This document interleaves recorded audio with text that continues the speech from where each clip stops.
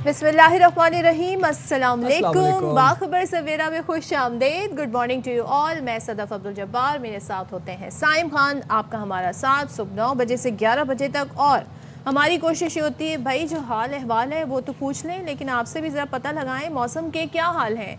मौसम जी कराची की हद तक तो मैं बता सकती हूँ, लेकिन कराची के बाहर जो लोग रहते हैं पूरे पाकिस्तान में कहीं पर, क्योंकि आपको रील से आइडिया हो जाता है, लोग बड़ा अपने डे टू डे जो हालात हैं वो डिस्कस भी कर रहे होते हैं।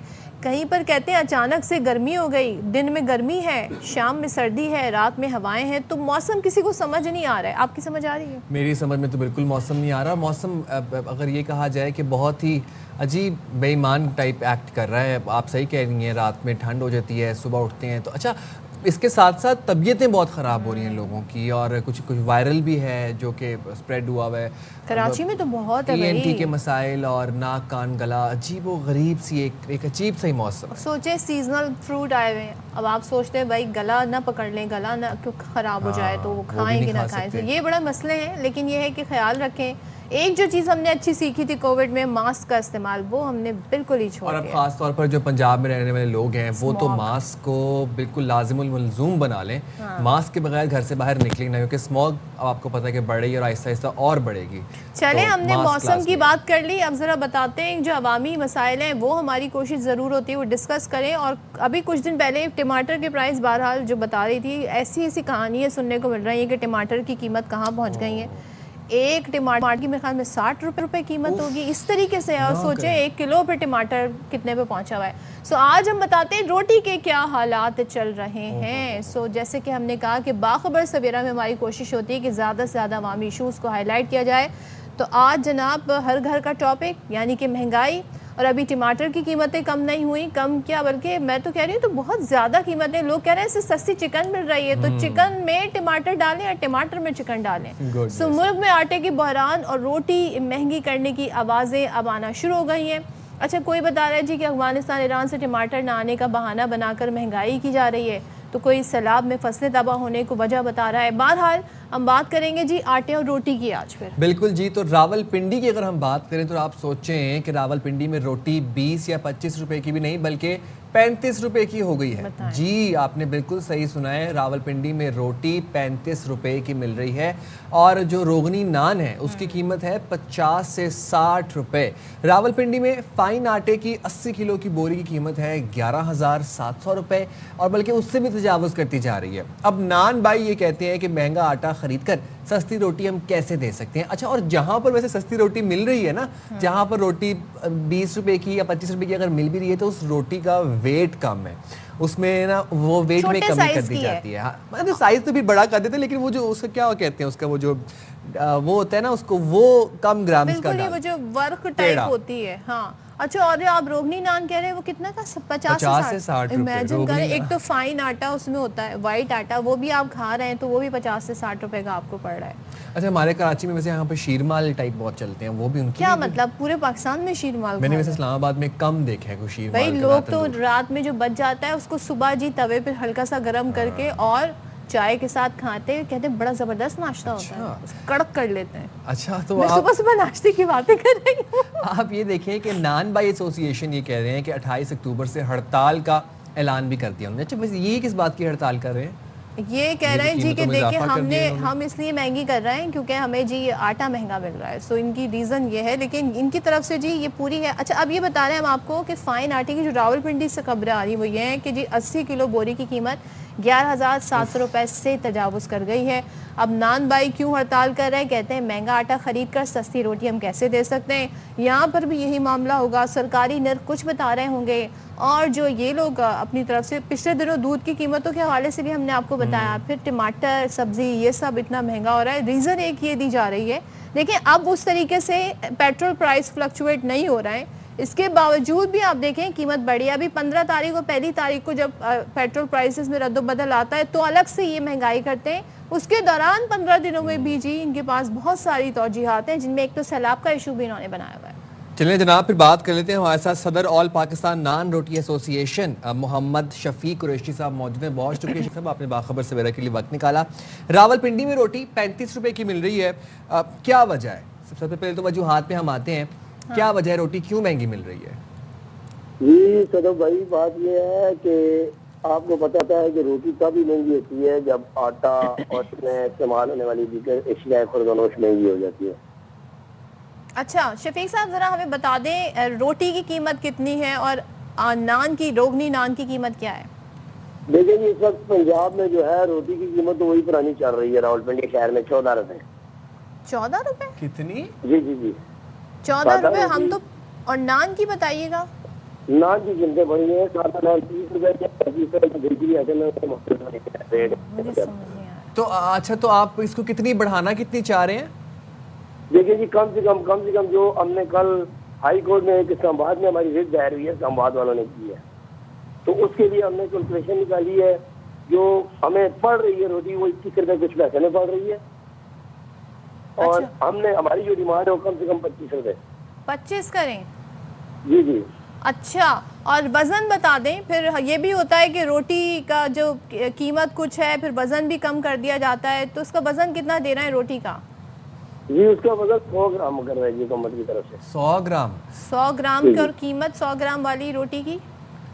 جی جی 25 روپے جی. 25 روپے. اچھا تو یہ جو 28 اکتوبر کو آپ لوگوں نے ہڑتال کا اعلان کیا ہوا ہے اس کی یہ ہڑتال کی کیا وجوہات ہیں اور اس کے مطالبات کیا ہیں آپ لوگوں کے؟ دیکھیں جی اس کی جی سادہ سی 2 وجہ ہیں جو مین وجہ بن گئی ہے اس وقت. ایک وجہ ہے کہ جو آج سے 1 ماہ پہلے آٹے کا جو بیگ تھا 79 kg کا وہ بیگ ہمیں مل رہا تھا 5,500 روپے میں. آج وہی 10,300 10,400 روپے میں پہنچ گیا ہے.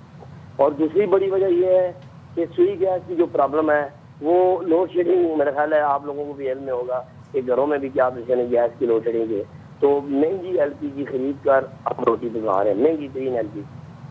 اچھا تو LPG بھی کہہ رہے ہیں آپ کو مہنگی مل رہی ہے. تو ایک بات بتائیں سرکاری نرخ کیا ہے اس وقت اگر ہم یہ جاننا چاہیں کیونکہ اس میں بڑا فرق آ رہا ہے. ایک طرف ہم دیکھ رہے ہیں ٹماٹر کی میں مثال دے رہی ہوں کہ اس کی قیمت کچھ ہے سرکاری سطح پر اور وہ جو بیچا جا رہا ہے وہ اور قیمت ہے.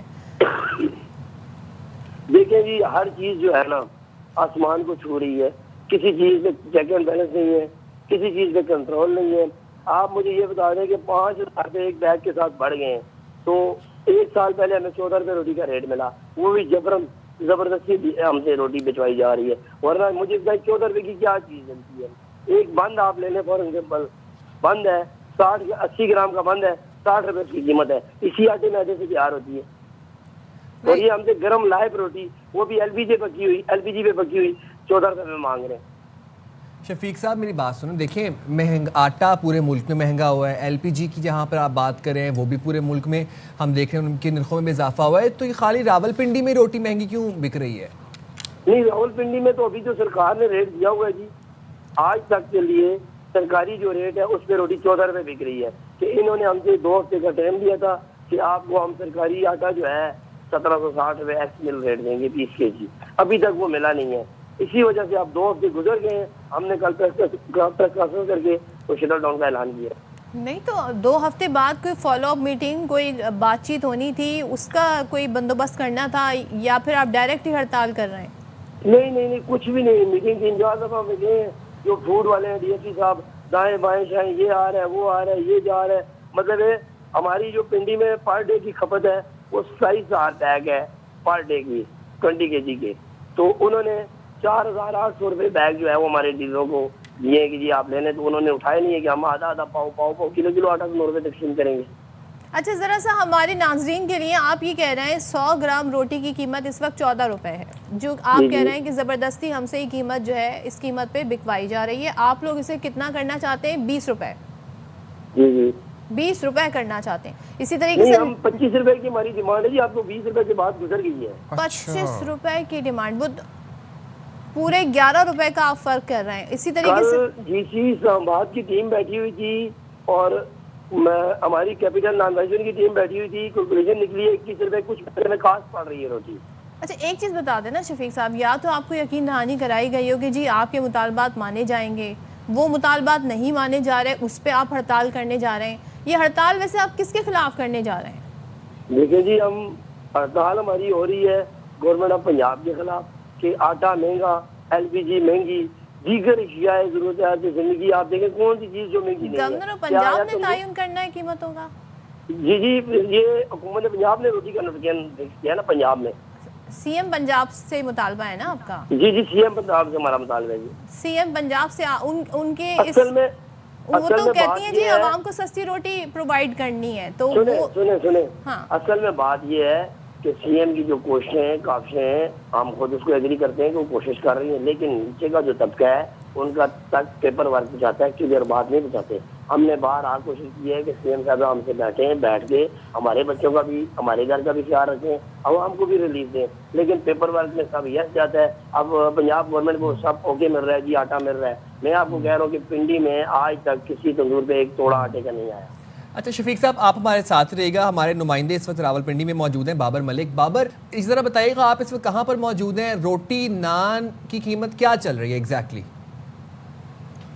جی بہت شکریہ. میں اس وقت جامعہ مسجد روڈ پہ موجود ہوں. راول پنڈی استقلالہ کنٹونمنٹ بورڈ کا ہو, تحصیلیں ہو, ٹکلا ہو, مری ہو, یہاں پہ روٹی کی جو قیمت ہے وہ اچانک بڑھا دی گئی ہے. جو پتیری روٹی ہے وہ 20 روپے میں چلی گئی ہے, اور خمیری روٹی جو 20 سے 25 تھی وہ 30 روپے میں چلی گئی ہے. کلچا ہوتا ہے صبح ناشتے میں لیتے ہیں, 30 روپے کا اس کا ریٹ مقرر تھا, وہ 35 کا ہوا. اور روغنی نان 50 سے 60 روپے. وجہ یہ بتائی جا رہی ہے کہ 6,000 روپے کا جو توڑا تھا, بوری تھی 80 کلو آٹے کی بوری تھی, اس کی قیمت 11,700 روپے اور 900 روپے تک پہنچ گئی ہے. ڈبل ٹربل ہو گئی ہے. ایک طرف بابر پہلے تو یہ بتائیں, ابھی ہمارے ساتھ شفیق صاحب ہیں, وہ تو کہہ رہے ہیں جی ابھی بھی روٹی 14 روپے کی مل رہی ہے, وہ چاہتے ہیں کہ 25 روپے کی ہو جائے. آپ کہہ رہے ہیں آلریڈی قیمتیں بڑھ گئی ہیں, اور وہ جو قیمت ہے آپ اس سے کہیں زیادہ دگنی قیمت بتا رہے ہیں. تھوڑا سا آپ کو بتا دوں کہ یہ انتظامیہ کا گورکھ یہ دندہ ہے کہ روٹی کیا ہے. پتیری روٹی جو لال آٹا ہے وہ سستا آٹا ہے, اس کی روٹی 14 روپے سرکاری ریٹ مقرر ہے, وہ بھی یہ ان کو یہاں پہ مہنگا مل رہا ہے, وہ بھی 10,000 کا, 6,000 سے 5,000 سے 10,000 کا 80 کلو فی بیگ ہو گیا. انتظامیہ, ڈی سی, کمشنر اور حکومت یہ کہتی ہے نان بائی ایسوسی ایشن سے کہ آپ ہمارا آٹا, سرکاری آٹا جو ہے وہ لال والا, وہ یہاں پہ بیچے, اور وہ 14 روپے میں آپ کو وارہ میں آئے گا. 100 گرام کی وہ روٹی ہے, باقی 160 گرام کا ریٹ مقرر کیا گیا ہے. معاملہ یہ ہے کہ سارے عام عوام, ساری عوام وہ 14 روپے کی جو روٹی پتیری سرکاری روٹی وہ ریٹ مقرر ہے, باقی کیا کھائیں گے. خمیری روٹی, کلچا, روغنی نان, پراٹھا, ان کی قیمتیں بڑھی, جس کی وجہ یہ بتائی کہ فلور مل. اب ہوگا یہ کہ اے آر وائی اس معاملے کو اٹھا رہا ہے, 28 کو یہ شٹر ڈاؤن کر رہے ہیں. فلور مل ایسوسی ایشن یا آٹا مافیا کے خلاف کارروائی کی بجائے انتظامیہ کیا کرے گی, نان بائی ایسوسی ایشن یا ان کے خلاف جو ہے وہ کارروائی شروع کر دے گی, بھاری جرمانے شروع کر دے گی. معاملہ یہ ہے کہ فلور مل ایسوسی ایشن اور جو آٹا مافیا ان کو وہاں جا کے پکڑے, وہاں ریٹ کام کرے. ابھی ذرا شفیق صاحب سے پوچھ, شفیق صاحب آپ تو ہڑتال کر رہے ہیں کہ ہمیں قیمتیں بڑھانی ہیں, آلریڈی قیمتیں بڑھ گئی ہیں, یہ تو بات یہ لگ رہی ہے کہ پہلے سے قیمتیں بڑھا کے پھر آپ ہڑتال بھی کر رہے ہیں. جی ذرا سننے غور سے, بات اس طرح سے ہے کہ جو روٹی کا ریٹ ہے, اب پنجاب میں زیادہ تر 90% نان استعمال ہوتا ہے باقی شہروں میں, اور راول پنڈی شہر کی کچھ صورتحال اس سے مختلف ہے کہ ہمارا جو راول پنڈی شہر ہے یہاں پہ 90% روٹی استعمال ہوتی ہے اور 10% نان استعمال ہوتا ہے. جب سے روٹی کی قیمت 14 روپے ہوئی ہے تو ہماری نان کی طرف 10% سیل رہ گئی ہے.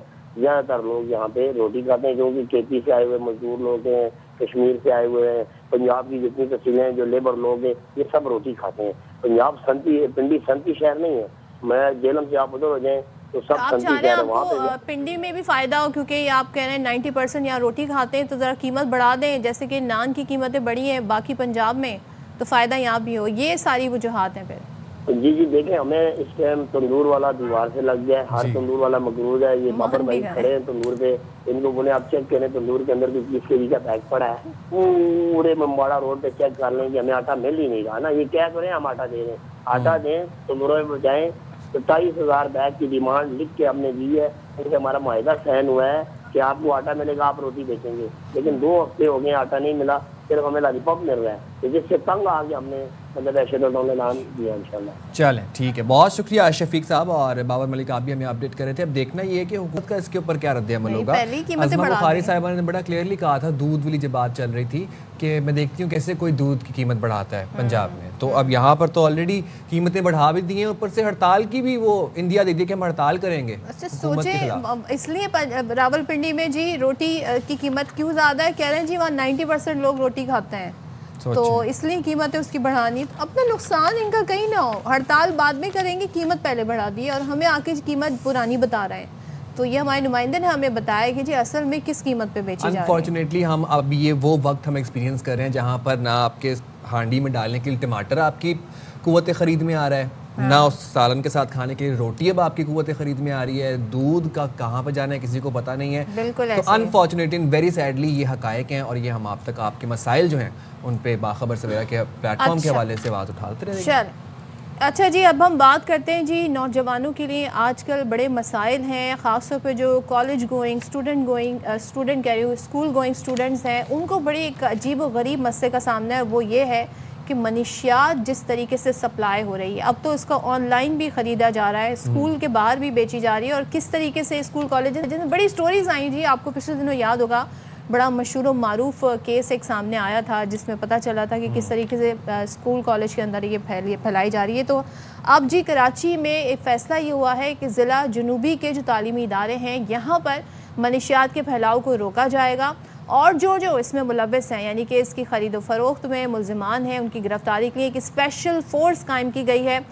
اس فورس کا نام کیمپس سیکیورٹی اینڈ خاص طور پہ بتایا گیا سبسٹنس ایبیوز واچ ہے. Very good.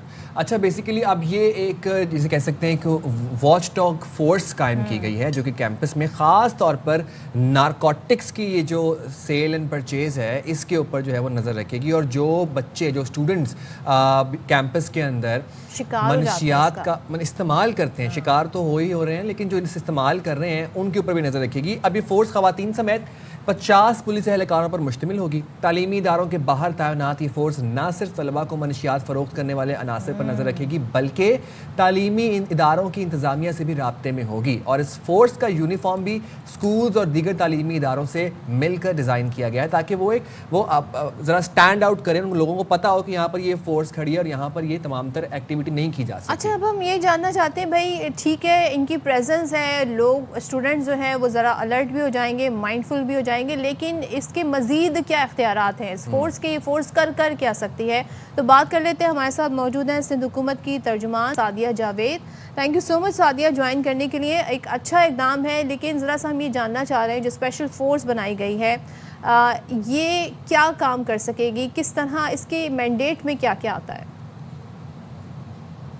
بسم اللہ الرحمن الرحیم. Thank you very much. دیکھیں جیسے آپ نے اپنے انٹرو میں خود کہا کہ یہ ہماری نئی نسل کے لیے بہت بڑا مسئلہ, یہ ڈرگز جو ہے ہماری سوسائٹی میں پیننٹریٹ کر گیا.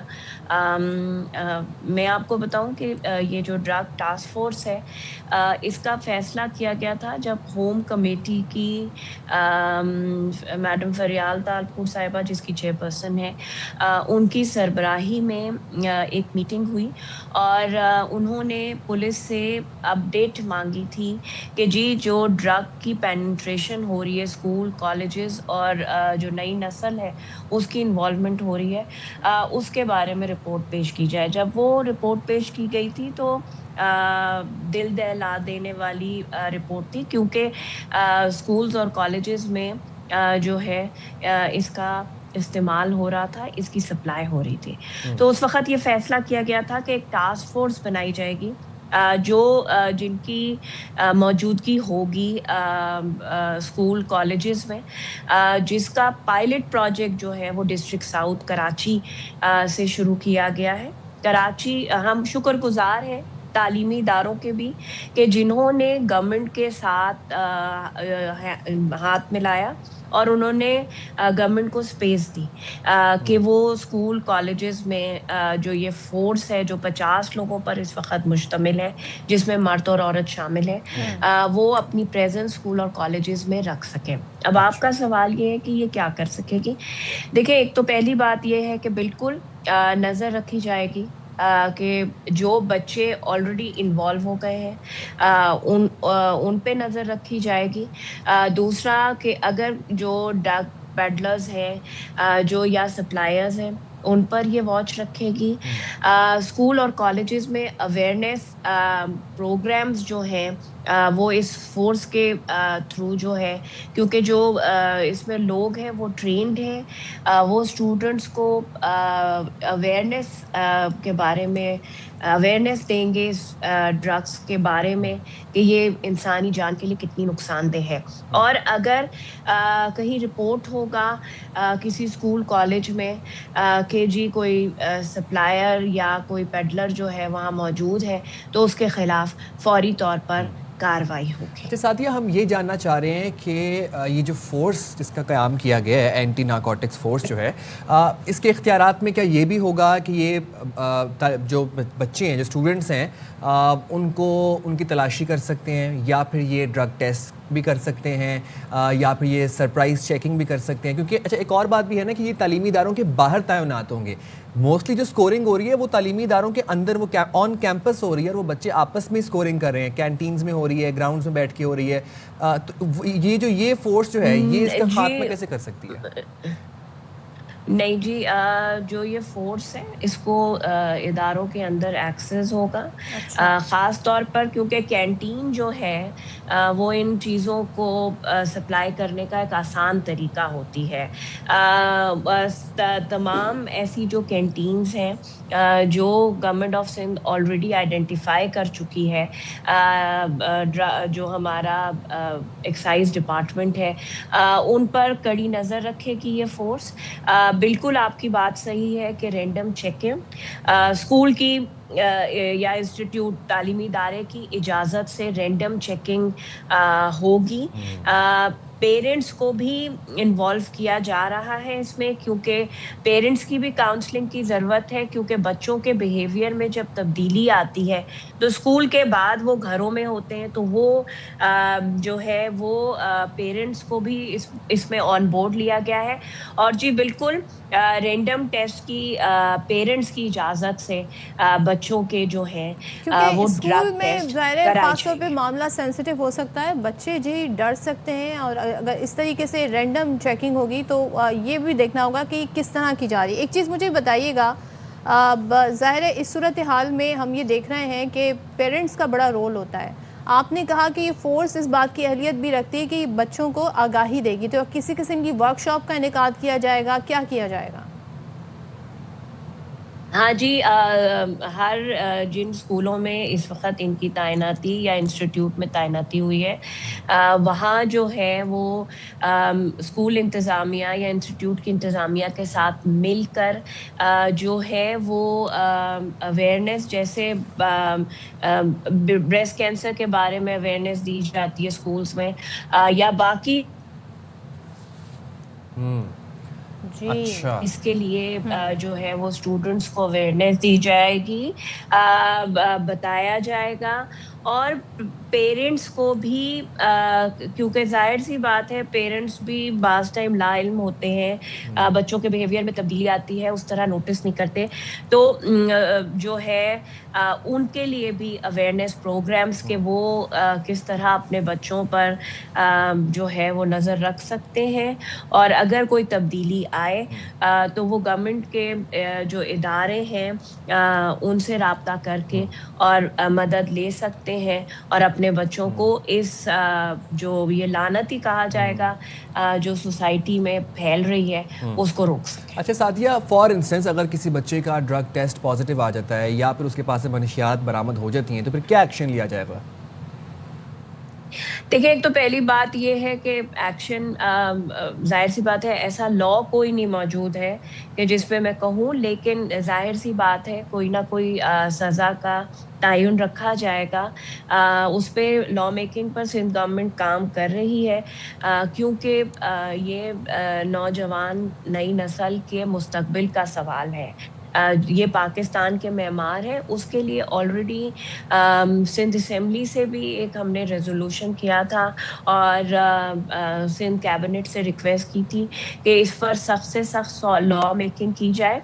और जो है, क्योंकि जाहिर सी बात है कि जो बच्चे स्कूल या कॉलेजेस में हैं और रिप्यूटेबल इंस्टीट्यूट और रिप्यूटेबल फैमिलीज़ में से हैं, तो जाहिर सी बात है उनकी शनाख्त को भी राज में रखा जाएगा, पब्लिसाइज नहीं किया जाएगा। कोई भी स्कूल हो, कोई भी स्टूडेंट हो, सबकी उतनी ही इज्जत है, सबकी उतनी रिस्पेक्ट है, उस बात का ख्याल रखना बड़ा ज़रूरी है। जब भी मैंने आपसे पूछा था कि स्कूल में बच्चों को हैंडल करना बड़ा मुश्किल हो जाएगा क्योंकि वो छोटे होते हैं और समझ सकते।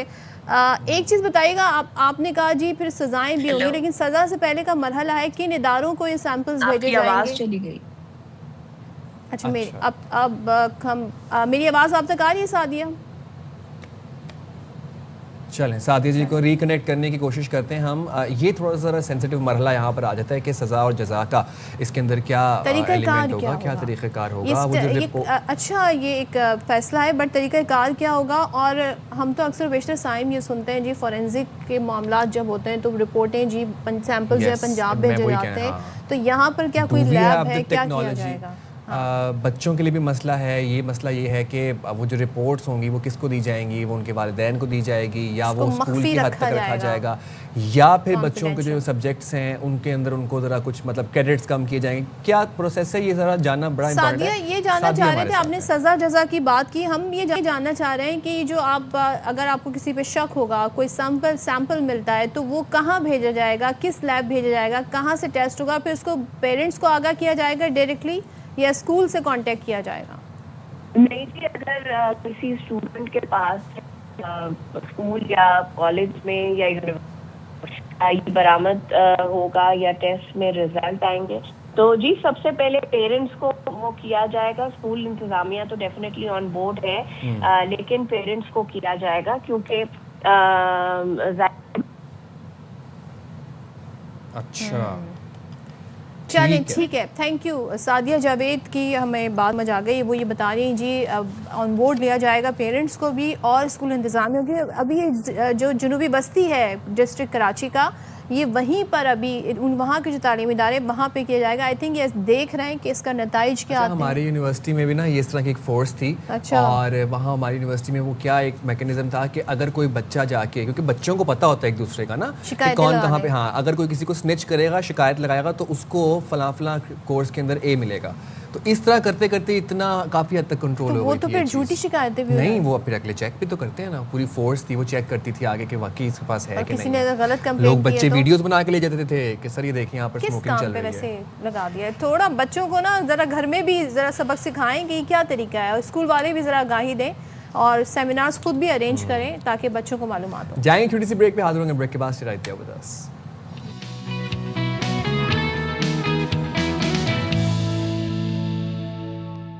Welcome back. और सैलरी क्लास बहनों और भाइयों, आप लोगों के लिए एक अच्छी खबर ये है कि मुबारक हो, तनख्वाहदारों ने इस मरतबा भी ताजिरों, एक्सपोर्टर्स और थोक फरोशों से ज़्यादा टैक्स दिया है। अच्छी खबर किसके लिए है? अच्छी से मुराद है कि हम जिम्मेदार शहरी हैं, रिस्पॉन्सिबल सिटीजन्स हैं। जिम्मेदार, लेकिन मुझे एक बात बताएं कि सैलरीड क्लास जो है वो हमेशा बाजी ले जाता है, और सैलरीड क्लास का मसला एक ये भी है। चले सरकारी जो इदारे हैं वहाँ पर तो तनख्वाहें बढ़ जाती हैं हर साल बजट का जब ऐलान होता है, लेकिन जो प्राइवेट इदारे हैं वहाँ के जो एम्प्लॉयज़ हैं वो वेट ज़्यादा करते रह जाते हैं, लेकिन टैक्स उनसे पूरा लिया जाता है। और टैक्स के जो स्लैब्स अब हो गए हैं वो तो भाई इतने ख़तरनाक हो गए। बहरहाल जी एक बार फिर से सैलरीड क्लास जी बाजी ले गया है, और सबसे ज़्यादा टैक्स उन्होंने दिया है। किससे ज़्यादा दिया है जी? ताजिरों, सोचें, एक्सपोर्टर्स और थोक फरोशों से ज़्यादा टैक्स दिया है।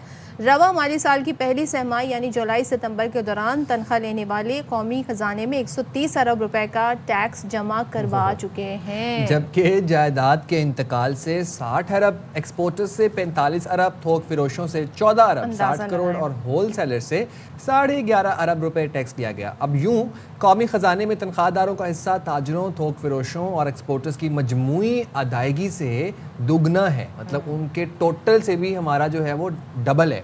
ایکسپورٹر سے 3 گنا، ریٹیل اور ہول سیلر سے 5 گنا زیادہ ہے۔ آپ کو یاد دلائیں کہ گزشتہ سال کے دوران ایف بی آر نے تنخواہ دار طبقے سے 545 ارب روپے وصول کیے، جبکہ رواں سال تنخواہ دار طبقے سے ٹیکس وصولی کا ہدف 600 ارب رکھا گیا۔ اور ابھی تو 30 سے 31 تاریخ ہوئی نہیں ہے کیونکہ ڈیٹ ایکسٹینڈ کر دی گئی تھی ریٹرنز فائل کرنے کے لیے مزید، تو یہ جو اعداد و شمار ہیں مزید آگے بڑھیں گے۔ لیکن آپ یہ اندازہ لگائیں تاجروں کو تو جی ڈیلی بیسس پہ، ہفتے کی بیسس پہ منافع ہوتا ہے، ان کی کوئی فکسڈ انکم نہیں ہوتی، مگر سیلریڈ کلاس کی فکسڈ انکم ہوتی ہے، اس پہ وہ بازی لے جاتے ہیں۔ تھوڑی سی گزارش ہے ذرا سا ٹیکس کم کر دیں، کیونکہ ہم تو جی ایس ٹی بھی دے رہے ہیں، ہم تو انڈائریکٹ ٹیکس بھی دے رہے ہیں، ہم ہر چیز میں ٹیکس دے رہے ہیں، سوائے جو سانس لے رہے ہیں جی اس کا کوئی ٹیکس نہیں، وہ بھی اتنی پولیوٹیڈ ہے، لیکن اس کی صفائی کے لیے بھی کچھ انتظامات ہوں گے تو اس کا پیسہ بھی عوام سے لیا جائے گا۔ تو اب آپ یہ بھی سوچ رہے ہیں nothing is free, nothing is free in this world, بس ایک اسمائل فری ہے جو آپ کسی کو دے سکتے ہیں۔ ہاں، ہنسنا فری ہے، وہ آپ ایک اچھی سی صبح سویرے اچھی بات کہہ لیں یہ فری ہے،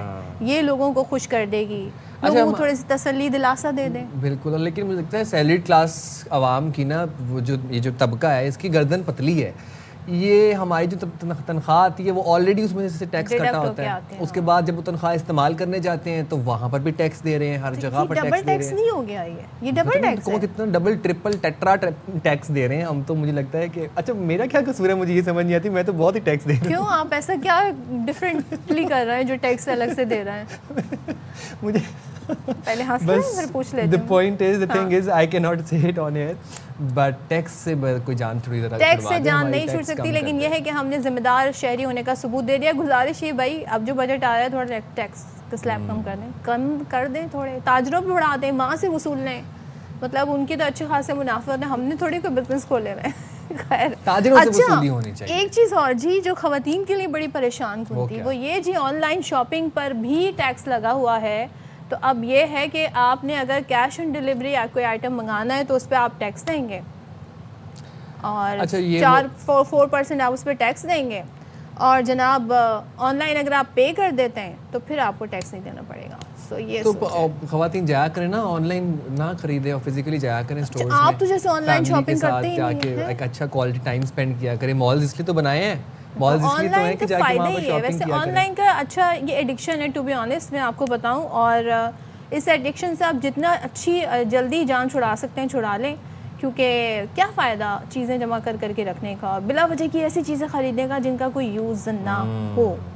یہ بس میری ایک چھوٹی سی نصیحت، ایک صلاح تھی ایکسپیرینس۔ اچھا جی، ایک ذرا اپڈیٹ بھی شامل کر لیتے ہیں۔ کراچی میں اسپتال کی جانب سے لگائے گئے فری میڈیکل کیمپ میں سینکڑوں شہریوں نے شرکت کی، اور کیمپ میں آنے والے تمام شہریوں کے مطلوبہ ٹیسٹ مفت کیے گئے، اور ٹیسٹ کرانے والے بیشتر افراد میں شوگر اور بلند فشار خون کی شکایات سب سے زیادہ رپورٹ ہوئی ہیں۔ تو انور خان کی ذرا یہ رپورٹ دیکھتے ہیں۔ فری میڈیکل کیمپ معاشی مشکلات کے دور میں شہریوں کے لیے کسی نعمت سے کم نہیں، جہاں طبی معائنے سے لے کر ادویات کی مفت فراہمی کا پیکج بھی شامل تھا۔ شہریوں کی بڑی تعداد نے فری میڈیکل کیمپ میں شرکت کی۔ موسم چینج ہو رہا ہوتا ہے، اس دوران ہم فری میگا میڈیکل کیمپ کرتے ہیں، جس میں تمام شعبہ جات سے ماہر ڈاکٹرز اپنی مشاورت، تشخیصی سہولیات اور مفت ادویات کی فراہمی کرتے ہیں۔ کیمپ میں آنے والے تمام شہریوں کا مرحلہ وار اسکریننگ کا عمل مکمل کیا گیا۔ مختلف امراض سے متعلق ڈاکٹروں نے مریضوں کا معائنہ کیا۔ پیشنٹس آپ کو پتہ ہے کہ آج کل بہت زیادہ ہیں، لیکن وہ افورڈنگ نہیں ہے، تو ایک تو پیشنٹ کو دیکھتے ہوئے کہ افورڈنگ کلاس کو دیکھتے ہوئے، اور وہ اپنی میڈیکیشن پراپر نہیں لے پا رہے ہوتے، تو اس وجہ سے ہم نے پری سیمپلنگ کیمپ کیا ہے کہ تاکہ ان کی جو ہے وہ صحت کا بھی خیال کیا جا سکے۔ منتظمین کے مطابق سینکڑوں افراد کو سینئر پروفیسر سے معائنہ کرانے اور مفت ادویات کی فراہمی کو بھی برقرار رکھا گیا۔ اس طرح کے کیمپ جو ہوتے ہیں وہ پیشنٹ کے اویئرنیس کے لیے، اور بہت سارے ایسے پیشنٹ جو کہ افورڈ نہیں کر سکتے میڈیسن، ان کے لیے کافی جو ہے نا بینیفیشل ہوتا ہے۔ شہر کے مختلف علاقوں سے آنے والے شہریوں کو فالو وزٹ میں بھی رعایت دی جائے گی۔ کیمرہ مین زیر عباس کے ساتھ انور خان، ARY نیوز کراچی۔ یہ کیمپ کب اور کہاں لگا مجھے بھی جانا تھا. لیکن یہ بڑا اچھا اسٹیپ ہے. اور وہ اس وقت جب میں دیکھ رہی تھی ساری فوٹیج تو اس میں جی ڈاکٹرز کہہ رہے تھے لوگوں کو بڑی اویئرنیس ہوتی ہے. مجھے ایک چیز دیکھ کے اچھی بات یہ لگی کہ بہت سارے لوگوں نے آ کر اس میں پارٹیسپیٹ کیا. لوگ جاننا چاہتے ہیں اور یہی ہمارا میسج ہمارے پلیٹ فارم سے بھی ہوتا ہے کہ اینول چیک اپ جو ہے وہ کروائیں. لیکن شاید لوگوں کو یہ آئیڈیا ہے کہ بہت مہنگا ہوتا ہے. اگر ہم جائیں گے تو ہمیں پتہ نہیں کون کون سے ٹیسٹ کرانے پڑ جائیں گے اور پھر ہم بہت سارے پیسے اس میں ہمارے چل جائیں گے. اچھا ٹیسٹ جو ہے نا وہ مہنگے بہت ہیں. آپ دیکھیں آپ ایک سمپل CBC RFT LFT کروانے جائیں آپ کا 2500 3000 کہیں پر نہیں گیا. تو جتنے بھی یہ ہاسپٹلز ہیں یہ بڑا ایک اچھا انیشیٹو ہے کہ فری کیمپس آپ اگر اس طرح کے مہینے 2 مہینے بعد لگا لیں. نہ صرف ٹیسٹ کنسلٹنسی بھی جو ہے وہ بھی مہنگی ہے. یعنی ڈاکٹر کی اپنی جو فیس ہے وہ بھی مہنگی ہے. اور دوسرا پتہ ہے ایک تھوڑا سا ہے دیسی جو براؤن ہماری فیملیز ہیں ان میں یہ ہے کہ وہ کہتے ہیں جی ٹیسٹ کروایا کچھ نہیں نکلا پیسے ضائع ہو گئے. بجائے اس کے کہ شکر ادا کریں کہ ٹیسٹ کروایا کچھ نہیں نکلا وہ کہتے ہیں جی کچھ نکلا نہیں پیسے ضائع ہو گئے. خواہ خواہ اگر ٹیسٹ کروا لیا ڈاکٹر نے. صحیح بات ہے. یہ تو سارا نیگیٹو آ گیا. اوہو پیسے ضائع ہو گئے. آپ کے چارے تو پازیٹیو آیا خدا. اچھا ایک اور بھی تو پیٹرن ہے نا وہ یہ کہ ٹیسٹ کی جب رپورٹ آتی ہے وہ خود ہی دیکھ کے نا اس کو سمجھ جاتے ہیں کہ اچھا نہیں یہاں پہ ہم خود ہی اس کا انالیسس کر لیتے ہیں واپس لے کے ڈاکٹر کے پاس بھی نہیں جاتے ہم. شکر کریں. اب وہ میں سوچ رہی ہوں چیٹ GPT جو ہے وہ اسکین کا آپشن لے آئے گا تو لوگ اسکین کر کے اس سے پوچھیں گے بتاؤ جی ہماری رپورٹ کیا بتا رہے ہیں اور پرسکرائب بھی کروا لیں گے دوائیاں. اللہ اکبر. اب آن لائن کی بات ہو رہی ہے تو ذرا آن لائن میں بہت کچھ ایسا بھی ہے جو آپ کے لیے خطرناک ہے اور فراڈ اکثر و بیشتر ہم بتاتے رہتے ہیں. لیکن ہم اس پہ حیران ہیں جی قانون بنانے والے قانون سازی کرنے والے ان کے ساتھ جب فراڈ ہو جائے تو آپ سوچیں کہ یہ جو فراڈسٹر ہیں فراڈسٹر از دا رائٹ ورڈ وہ جو فراڈسٹر ہیں وہ کتنے زیادہ تیز ہو گئے ہیں. بھائی آپ ہماری عوام کو مطلب بے وقوف بنانا بہت آسان ہے. دی ادر ڈے میں نے آپ کو ایک یاد ہے وائس نوٹ بھیجا تھا.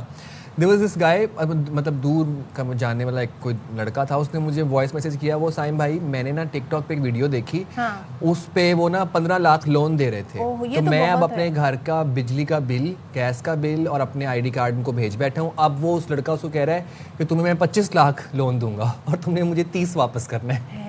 سوچیں لوگ ایسے بھی لوگوں کو بیوقوف بنا رہے ہیں. تو خدارا ہم اتنا آپ کو بتاتے ہیں آئے دن ہم سیگمنٹ کرتے ہیں کہ آپ لوگ ان چیزوں میں نہ پڑیں. جہاں پہ بینک نہ ہو سمجھیں وہ چیز فراڈ ہے وہ اسکیم ہے. بینک کے تھرو کے بغیر کوئی کام ہو رہا ہے تو وہ ٹھیک نہیں ہے. اب ہوا یہ ہے کہ آپ دیکھیں کہ اراکین قومی اسمبلی بھی اس اسکیم سے اس فراڈ سے محفوظ نہیں رہے. MQM پاکستان سوچیں مخصوص نشست میں منتخب ہونے والی رکن قومی اسمبلی ڈاکٹر نکھت شکیل کے ساتھ فراڈ کا افسوسناک واقعہ پیش آیا جس میں نوسر بازوں نے ان کے عزیزوں رشتہ داروں یا رابطہ کاروں سے تقریباً 15 لاکھ روپے بٹور لیے. یعنی پوری فیملی خاندان تک یہ فراڈ جو ہے پہنچ گیا. بھئی ہوا کیا جی ڈاکٹر نکھت شکیل جو رکن قومی اسمبلی ہیں ان کے ساتھ پارلیمانی سیکرٹری برائے وزارت سائنس اینڈ ٹیکنالوجی بھی ہیں. تو یہ کیا معاملہ ہے انہی سے جان لیتے ہیں. ہمارے ساتھ موجود ہیں رکن قومی اسمبلی اور پارلیمانی سیکرٹری برائے وزارت science and technology Nikhat Shakeel صاحبہ. نکھت صاحبہ بہت افسوس ہوا یہ جان کر. سب سے پہلے تو یہ بتائیے گا کس طرح کا فراڈ ہوا کیونکہ اس میں آپ کے خاندان کے لوگوں کو بھی ان کے ساتھ بھی فراڈ ہوا ہے. 15 لاکھ روپے لیے گئے. السلام علیکم Sidq Hussain. Thank you so much for inviting me in this آپ کا یہ باخبر سمیرہ. اس میں ایکچولی ابھی آپ بات کر رہی تھی کہ ہم جو پارلیمنٹیرینز ہیں یا جو لیجسلیٹرز ہیں ان کے ساتھ بھی ہو رہا ہے. تو دیکھیے ہم لوگ انسان ہی ہیں نا اور انسان خطا کا غلطی کا پتلا ہے. تو غلطی تو کسی سے بھی ہو سکتی ہے اور کہیں بھی ہو سکتی ہے. تو ساری کیونکہ آپ کی تو سائنس اینڈ ٹیکنالوجی بھی پورٹ فولیو میں شامل ہے نا اس لیے تھوڑا سرپرائزنگ تھا میرے لیے. جی آپ بالکل صحیح کہہ رہی ہیں. لیکن یہ جو ہمارے آپ جو فراڈسٹرز کہہ رہی تھی اور یہ جو ہیکرز ہیں یہ بھی بہت انٹیلیجنٹ ہوتے ہیں اور یہ بہت زیادہ چیزوں کو آبزرو کرتے ہیں. ہوا یہ تھا کہ یہ سنڈے کی ارلی مارننگ انہوں نے کال کیا تھا اور میں بار بار ڈسکنیکٹ کر رہی تھی کیونکہ وہ پتہ چل جاتا ہے. لیکن ساری بات یہ ہے کہ میری منڈے کو ہیلتھ کمیٹی کی میٹنگ تھی اور یہ بار بار مجھے کال کر کے کہہ رہے تھے کہ میرے کچھ PMDCs ہیں Pakistan medical and dental council سے میرے کچھ ڈاکیومنٹس ہیں جو کہ آ رہے ہیں. اچھا بہت مرتبہ ایسا ہوتا ہے کہ ہمارے پیپرز آتے ہیں میٹنگ سے ایک دن پہلے تاکہ ہم لوگ ریویو کر لیں ہم لوگ پڑھ لیں اور پھر ہم ڈسکشن میں پارٹیسپیٹ کر سکیں. تو 2-3 مرتبہ میں نے ڈسکنیکٹ کر دیا. وہ بار بار مجھ سے کہہ رہا تھا کہ آپ اپنا یہ مجھے دیکھیے آپ کے پیپرز یہاں پہ ہیں اور مجھے ڈیلیور کروانے ہیں اور یہ ہے. تو میں نے کہا کہ یہ تو بہت مرتبہ آ چکے ہیں. میں بار بار ڈسکنیکٹ کر رہی تھی لیکن بٹ آئی ڈونٹ نو کہ یہ جو کون سا وہ جو کہتے ہیں نا اسپر آف مومنٹ ہوتا ہے, اس میں کیا ہوا ہے مجھ سے آئی ڈونٹ نو, لیکن یہ کہ بہرحال وہ میرا ہیک ہوا تھا. تو نکہت صاحبہ, آپ نے اب اس تمام تر جو ابھی آپ کے ساتھ معاملہ پیش آیا, آپ نے اس فراڈ کے خلاف کسی قسم کی کوئی درخواست دی؟ جی سائن, میں نے فوراً ہی ہماری جو NCCIA ہے, پہلے سائبر کرائم ونگ ہوتا تھا, اب اس کا نام NCCIA ہو گیا ہے, اور اس میں ان کا جو ویب سائٹ ہے اس پہ فوراً, کیونکہ سنڈے تھا تو فوراً ہی ہم نے اس پہ اپنی کمپلین لانچ کر دی تھی. اور اس کے علاوہ میں نے واٹس ایپ کا جو ایک ای میل ہوتا ہے ان کو ای میل بھی کر دیا تھا, لیکن انفارچونیٹلی مجھے آج تک اس میری کمپلین کا کوئی رسپانس نہیں ملا. سیکنڈلی یہ کہ میں گئی تھی وہاں پہ FIA کے بھی آفس اسلام آباد میں, کیونکہ میری منڈے کو میٹنگ تھی تو میں پھر وہیں چلی گئی تھی FIA کے آفس. اور پھر اس کے بعد وہاں پہ میں گئی تو جو باہر گارڈ ہوتا ہے اس نے کہا کس سے ملنا ہے, میں نے کہا DG سے ملنا ہے. اپنا انٹروڈکشن بھی کروایا کہ MNA ہے, تو اس نے گیٹ بھی نہیں کھولا اور کہا کہ DG صاحب تو اویلیبل نہیں ہے. میں نے کہا اچھا, اب آپ سوچئے ایک MNA کو اگر ایکسیس نہیں ہو رہا تو ایک عام آدمی کہاں سے ایکسیس کرے گا نا. سیکنڈلی یہ کہ پھر میں گئی وہاں NCCIA کے آفس, تو وہاں تو بالکل سناٹا تھا, اوپر نیچے اندر باہر ہو کے فائنلی ایک صاحب ہمیں مل گئے. انہوں نے میرا ID کارڈ وغیرہ پوچھا, نمبر, اور پھر مجھے کہا یہ تو کراچی میں آپ نے کہا آپ کی مطلب آپ کے ساتھ فراڈ ہوا ہے اور کراچی پہ ہی جا کے آپ کو FIA سے بات کرنی پڑے گی. اچھا, مجھے صرف حیرت اس بات پہ ہے کہ یہ کراچی, لاہور, اسلام آباد نہیں ہونا چاہیے, یہ تو نیشنل لیول پہ ہو رہا ہے نا کام. تو میرا ID کارڈ دیکھ کے مجھے کراچی کیوں ریفر کیا جا رہا ہے؟ اگر میں 5 دن کے لیے اسلام آباد میں اسٹک ہو جاتی تو پھر میرا خیال میں کہیں نہ کہیں تو میری آواز سنی جائے گی نا. آپ کے پاس تو اب بڑا زبردست پلیٹ فارم ہے, آپ لوگ ظاہر قانون سازی کرتے ہیں. کیا اب آپ اس ایشو کے بعد کیا چیزیں ہیں جو ہائی لائٹ کرنا چاہیں گی, مزید کیسے اسٹرینتھن کیا جائے قانون سازی میں, کیا ایسی نئی شکیں لائی جائیں جو اس فراڈ کو روکا جا سکے؟ دیکھیے, ہمارے پاس قانون تو بہت زیادہ بنتے ہیں نا, اور پاکستان جو ہے سب سے زیادہ لیجسلیشن میں, میرے خیال میں سب سے زیادہ لیجسلیشن پاکستان میں ہی ہوتی ہیں.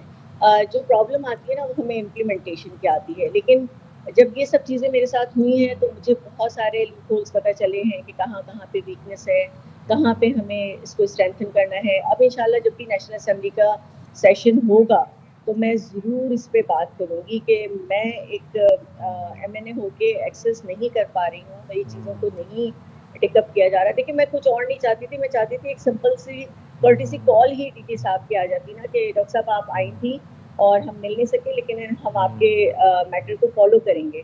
تو بہت آپ وہ کہتے ہیں نا کہ ڈاکٹر سے بات کرنے کے بعد آدھی بیماری دور ہو جاتی ہے, تو بالکل یہی ہمارے ساتھ بھی ہوتا ہے کہ ہماری بہت تسلی ہو جاتی کہ چلیے انشاءاللہ ہمارا کچھ نہ کچھ کام ہو جائے گا.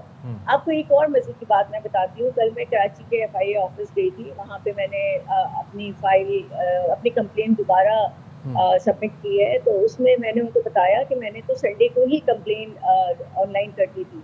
تو انہوں نے پھر وہاں سے مجھے یہ بات چلی کہ پورٹل تو کام ہی نہیں کر رہا ہے.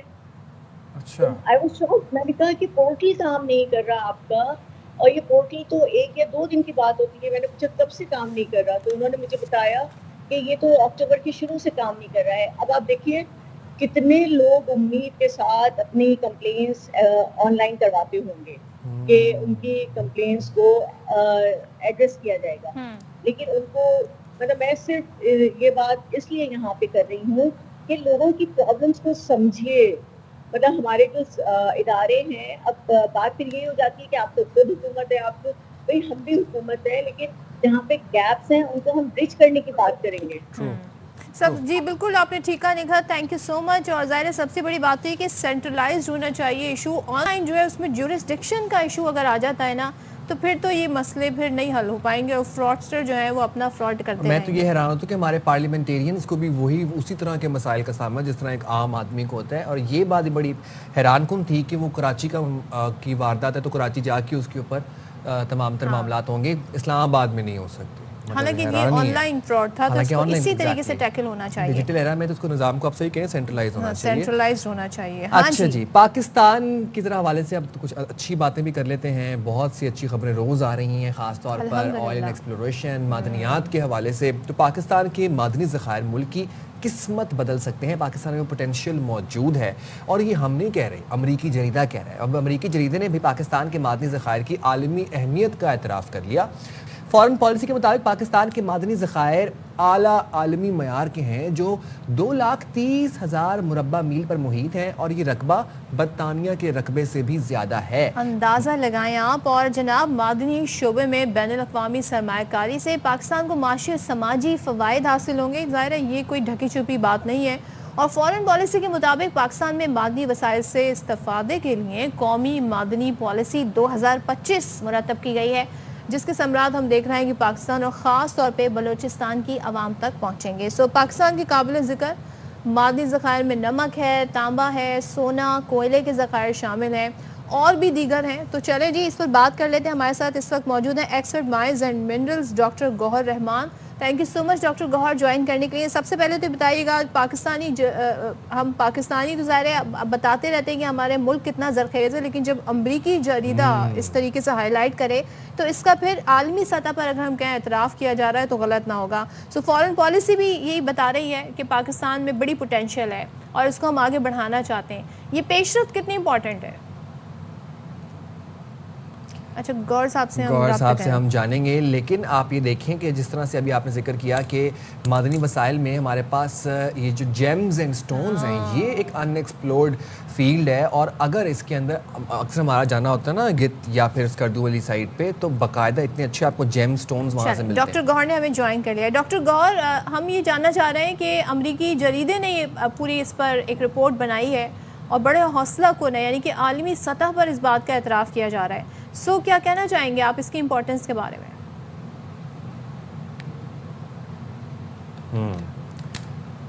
ठीक है, आज मेरे ख्याल से इंटरनेट का कोई इशू है। Internet is very slow today. कोई मवासलाती निज़ाम में कोई गड़बड़ है। मुझे लगता है कोई शार्क ने किसी शार्क ने लगता है केबल के साथ कोई कुछ हलचल करने की कोशिश की है। मैं आपसे जिक्र कर रहा था जेम स्टोन्स की। तो अगर हम कभी गिलगित अगर आप लोगों का जाना हो तो आपने देखे वहाँ पर क्या किस क्वालिटी के जेम्स वहाँ पर पड़े होते हैं। स्टोन्स वहाँ पर आपको ऐसे से मिलते हैं कि ऐसा पत्थर आपने कभी जिंदगी वो दुनिया में देखा होगा। ऐसा पत्थर गिलगित में पड़ा हुआ है, कीमती पत्थर है, अच्छे खासे बेशकीमती होते हैं।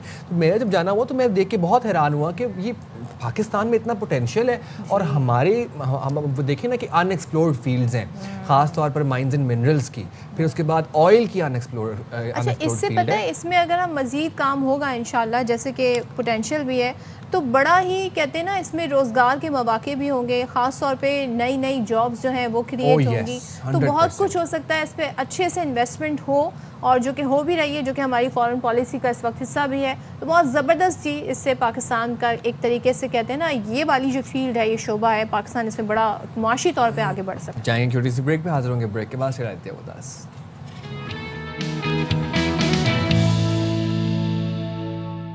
अस्सलामुअलैकुम, बाखबर सवेरा में एक दफ़ा फिर से आपको कहते हैं खुश आमदीद। साइम खान और सदफ अब्दुल जब्बार एक दफ़ा फिर से आपकी खिदमत में हाजिर हैं, बहुत मज़े मज़े के सेगमेंट्स लिए, इन्फॉर्मेशन से भरपूर। और जनाब हमारा प्रोग्राम आप देखा करें हर रोज़ सुबह 9 बजे से लेकर 11 बजे तक। और अगर कोई इंपॉर्टेंट सेगमेंट आपसे मिस हो जाए तो आप हमें रिकॉर्डेड भी देख सकते हैं और आप हमें सोशल मीडिया पर भी देख सकते हैं। यूट्यूब पर बाखबर सवेरा के पेज को फौरन आप लाइक करें। बात है भाई, बस आप सोशल मीडिया का भी भरपूर इस्तेमाल करें और हमसे जी मालूमात हासिल करें, क्योंकि हम ऐसे ऐसे सेगमेंट्स लेकर आते हैं जो आपके फ़ायदे के हैं। अच्छा जी, डोनाल्ड ट्रंप की बात करते हैं। डोनाल्ड ट्रंप जो हैं, ऐसा लगता है जी पाकिस्तान के हवाले से इंडिया को जो भी मैसेज होता है वो ऐसे देते हैं कि बस हम हैरान हो जाते हैं कि जी इतना तो हम इंडिया को याद नहीं दिलाते जितना डोनाल्ड ट्रंप याद दिलाते हैं। तो अमेरिकी सदर डोनाल्ड ट्रंप ने कहा है कि उन्होंने भारतीय वज़ीर आज़म नरेंद्र मोदी को बता दिया है। अब सोचें, जब डोनाल्ड ट्रंप ये कहें कि उन्होंने बता दिया है तो फिर उन्होंने कैसे बताया होगा। तो ठीक ठाक तरीके से उन्होंने इंडिया को ये मैसेज कन्वे कर दिया है कि पाकिस्तान से जंग नहीं होनी चाहिए। और फिर उन्होंने याद दिलाया کہ کتنے طیارے گرے تھے. تو یہ تو مجھے تو کاؤنٹنگ ہی بھول گئی ہے کہ ڈونلڈ ٹرمپ نے کتنی بار یاد دلایا ہے. بھائی اب وہ بھی یاد بھی کرایا دیوالی کے دن. اب ہوا کیا کہ دیوالی کی تقریب سے وہ وائٹ ہاؤس میں ٹرمپ خطاب کر رہے تھے, اور اس تقریب سے خطاب سے پہلے انہوں نے نریندر مودی سے تفصیلی بات کی. انہوں نے کہا کہ نو مور وار. اچھا, کہا کچھ دیر پہلے بھارتی وزیر اعظم تفصیلی گفتگو ہوئی ہے. بھارتی وزیر اعظم سے تجارت سمیت کئی امور پر بات چیت ہوئی, اور پاکستان اور بھارت کے درمیان جنگ نہیں ہونی چاہیے, تجارت کے ذریعے معاملات حل کر رہا ہوں. بھارت روس سے اب مزید تیل نہیں خریدے گا, کلیئرلی انہوں نے بتا دیا. بھارت کی آپ ذرا مسائل اس وقت چیک کریں, اور خاص طور پہ ڈونلڈ ٹرمپ جو ہیں جس طریقے سے وہاں پر پورا ایکشن اپنا دکھا رہے ہیں, تو اب نریندر مودی کو تو چپ ہی لگی ہوئی ہے اس ایشو پہ. تو نریندر مودی کچھ بھی نہیں بولتے ہیں, اور ان کے پاس ایکچولی ہے بھی نہیں ٹو بی آنیسٹ کہنے کے لیے.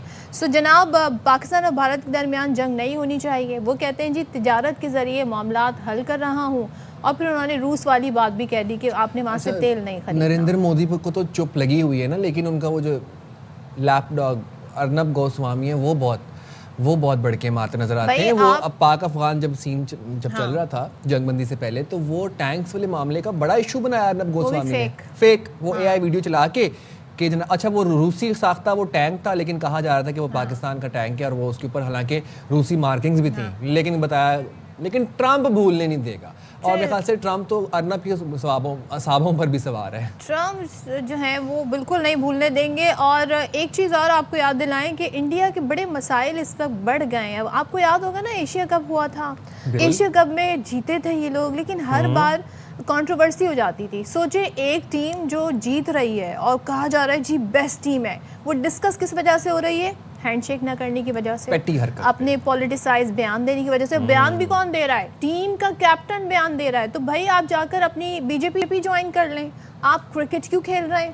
تو یہ سوال وہاں پر اٹھا. پھر ہم نے آئی سی سی پر بھی بہت سارے سوال اٹھائے کہ ان کا کوڈ آف کنڈکٹ کیا کہتا ہے.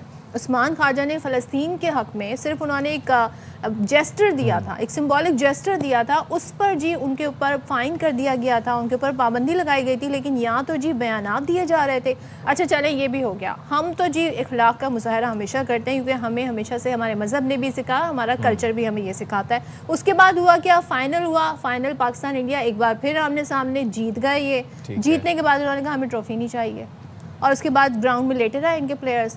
ہمارے جو محسن نقوی صاحب ہیں وہ اسٹیج پہ انتظار کرتے رہے. ظاہر ہے وہ اے سی سی کے پریزیڈنٹ ہیں, ایشین کرکٹ کونسل کے پریزیڈنٹ ہیں, انہوں نے ہی ٹرافی دینی ہے, ٹرافی لینے ہی نہیں آئے. تو بعد میں جب جی بہت دیر انتظار کیا, 1 گھنٹے سے زائد ٹائم کا, تو ٹرافی جی واپس چلی گئی. اب کہہ رہے ہیں جی ٹرافی نہیں دے رہے. اچھا, اور اس کے بعد بھی سوریا کمار یادو نے ایک اپنے انٹرویو میں کہا کہ ہم تو وہاں پہ انتظار کر رہے تھے, ہم تو چاہتے تھے کہ ہمیں ٹرافی ملے, لیکن ہمیں کسی نے ٹرافی نہیں دی. بھائی آپ لیٹے ہوئے تھے گراؤنڈ کے اندر, آپ کی ایک ٹیم لیٹی ہوئی تھی, 4 لوگوں کا جتھا کہیں بیٹھا ہوا تھا. یہ دیکھیں آپ لوگ چلنگز کر رہے تھے, کہیں سے آپ کے لینے والے تیور تھے. محسن نقوی صاحب تو پوڈیم پہ اسٹیج پر کھڑے ہو کے انتظار کر رہے تھے. اب جب وہ ٹرافی لے گئے اپنے دفتر میں, اور انہوں نے کہا کہ اب سوریا کمار یادو کو بھیجو کہ اے سی سی کے صدر میں کے دفتر میں آئے اور وہاں سے آگے وہ ٹرافی لے کے جائے, تو اب گڑ گڑا رہے ہیں ٹرافی کے لیے. اچھا, اب ایشین کرکٹ کاؤنسل کو خط لکھ کر ٹرافی کا مطالبہ کر دیا جناب بھارتی کرکٹ بورڈ نے. اب ایشین کرکٹ کاؤنسل نے بھی واضح کر دیا ہے کہ ٹرافی تو محسن نقوی صاحب کے ہاتھوں سے ہی وصول کرنی پڑے گی. محسن نقوی صاحب نے بھی بھارتی بورڈ پر واضح کر دیا کہ دبئی آؤ اور ٹرافی لے جاؤ. آپ دیکھیں کتنی فلیکسیبلٹی دکھائی ہے محسن نقوی صاحب نے, کہ انہوں نے کوئی شرط بھی نہیں رکھی. انہوں نے کہا چلو جی دبئی, تم لوگوں کو نیوٹرل وینیو دبئی لگتا ہے نا, دبئی آ جاؤ, وہاں سے لے جاؤ, لیکن دیں گے محسن نقوی صاحب ہی وہ ٹرافی اپنے ہاتھوں سے. اچھا جی, بی سی بی کے سربراہ راجیو شکلا کپتان یا کسی کھلاڑی کے ساتھ آئیں اور تقریب میں ٹرافی لے جائیں, یہ محسن نقوی صاحب نے کہا. اور اس سلسلے میں خبریں یہ ہیں کہ ٹرافی کے لیے تقریب 10 نومبر کو دبئی میں ہوگی, اور ایشین کرکٹ کاؤنسل کے صدر محسن نقوی ہی ٹرافی دیں گے. کیا بات ہے. اچھا, اور ایک چیز آپ کو یاد دلائیں, کیونکہ یہ بڑی دیکھتے ہیں بھائی آتے ہیں کہ نہیں, کس کو بھیجتے ہیں, راجیو شکلا ہی نہ آ جائے, مجھے لگتا ہے وہی آ جائیں گے ٹرافی لینے کے لیے. اب محسن نقوی صاحب پہ ڈیپینڈ کرتا ہے وہ کیا ڈیسیجن لیتے ہیں.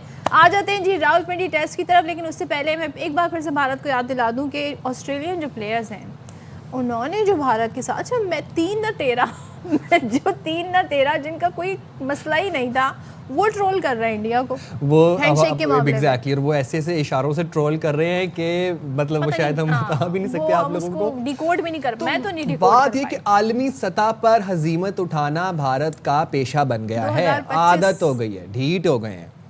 आज के मैच की तरफ हम अच्छा आ कोई जाते हैं गाना टेस्ट भी नहीं पे। गा सकते, अब तो आदत सी हो गई है बिकॉज वो पाकिस्तानी गाना।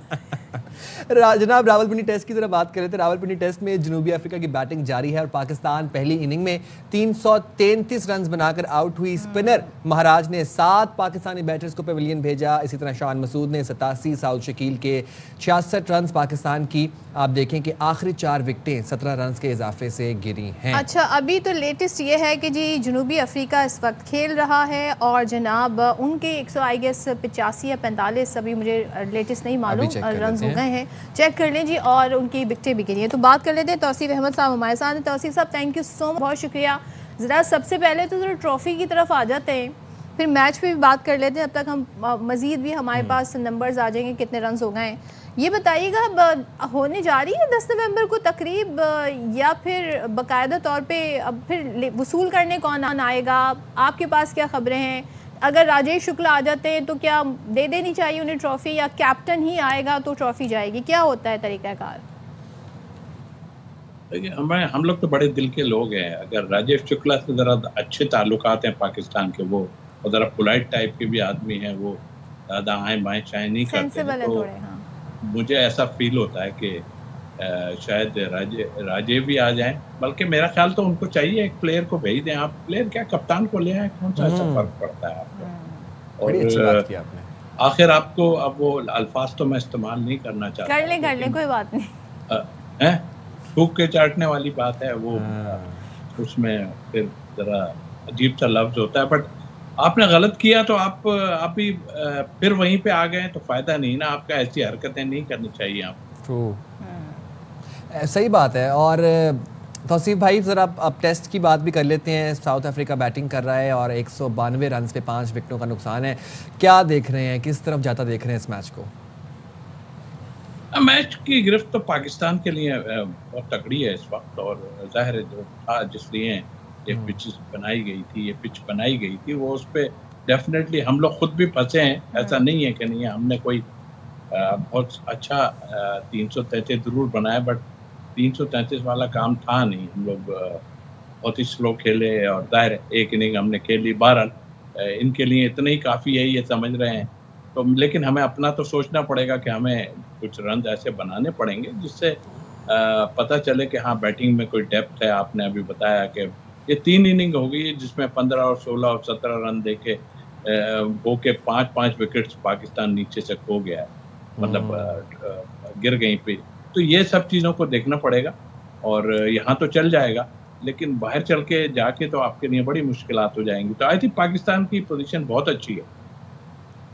तो असीज़ा एक चीज़ बताइएगा, हमारे जो मसाइल हैं वो कोई भी फॉर्मेट हो, चाहे वो वनडे हो, T20 हो, टेस्ट हो, वो एक ही नौइयत के होते हैं। या तो डॉट बॉल का एक अलग मसला है, वो तो एक अलग ही बिल्कुल फिनोमेना हमारे लिए बन गया है। यहाँ पर हम देखते हैं जी बैटिंग अच्छी जा रही थी शुरू में, पाकिस्तान की इनिंग की बात कर रही हूँ, 6ठी विकेट गिरी, फिर मज़ीद 17 रन पर 4 विकेटें भी गिर गई।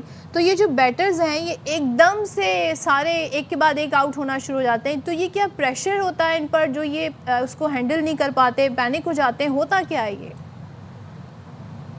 क्या का प्रेशर, ये तो अपनी कंडीशन में आप खेल लो, आपको पता है। और फिर सबसे मेन चीज़ आपकी ये है कि आपको ये फिक्र होनी ही नहीं है कि आप ड्रॉप हो रहे हैं कहीं, आप कहीं भी ड्रॉप नहीं हो रहे हैं। हमारे पास देखिए एक चीज़ को मैं हमेशा से कहता रहा हूँ कि बैकअप जो हमारी बेंच पे कोई ऐसा प्लेयर बैठा हो जो रिप्लेस कर ले। तो आज हमने देखा कि आसिफ ने जब 3 विकेटें ली हैं और Numan is a great bowler और उसने अभी एक भी आउट नहीं किया। तो आप ये खुद सोचें, इसी तरह आपके बैकअप पे अगर 1, 2, 3 प्लेयर ऐसे बैठे होंगे तो आपको क्या होगा। मतलब सोचने की बात है।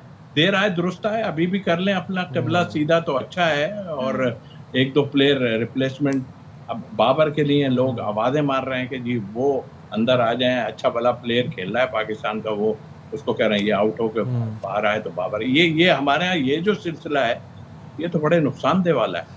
तो सिर्फ भाई आपको नहीं लग रहा है कि बहुत स्लो बैटिंग कर रहे हैं हमारे बैटर्स? शान मसूद आप देखें कि 176 गेंदों पर 87 स्कोर किया।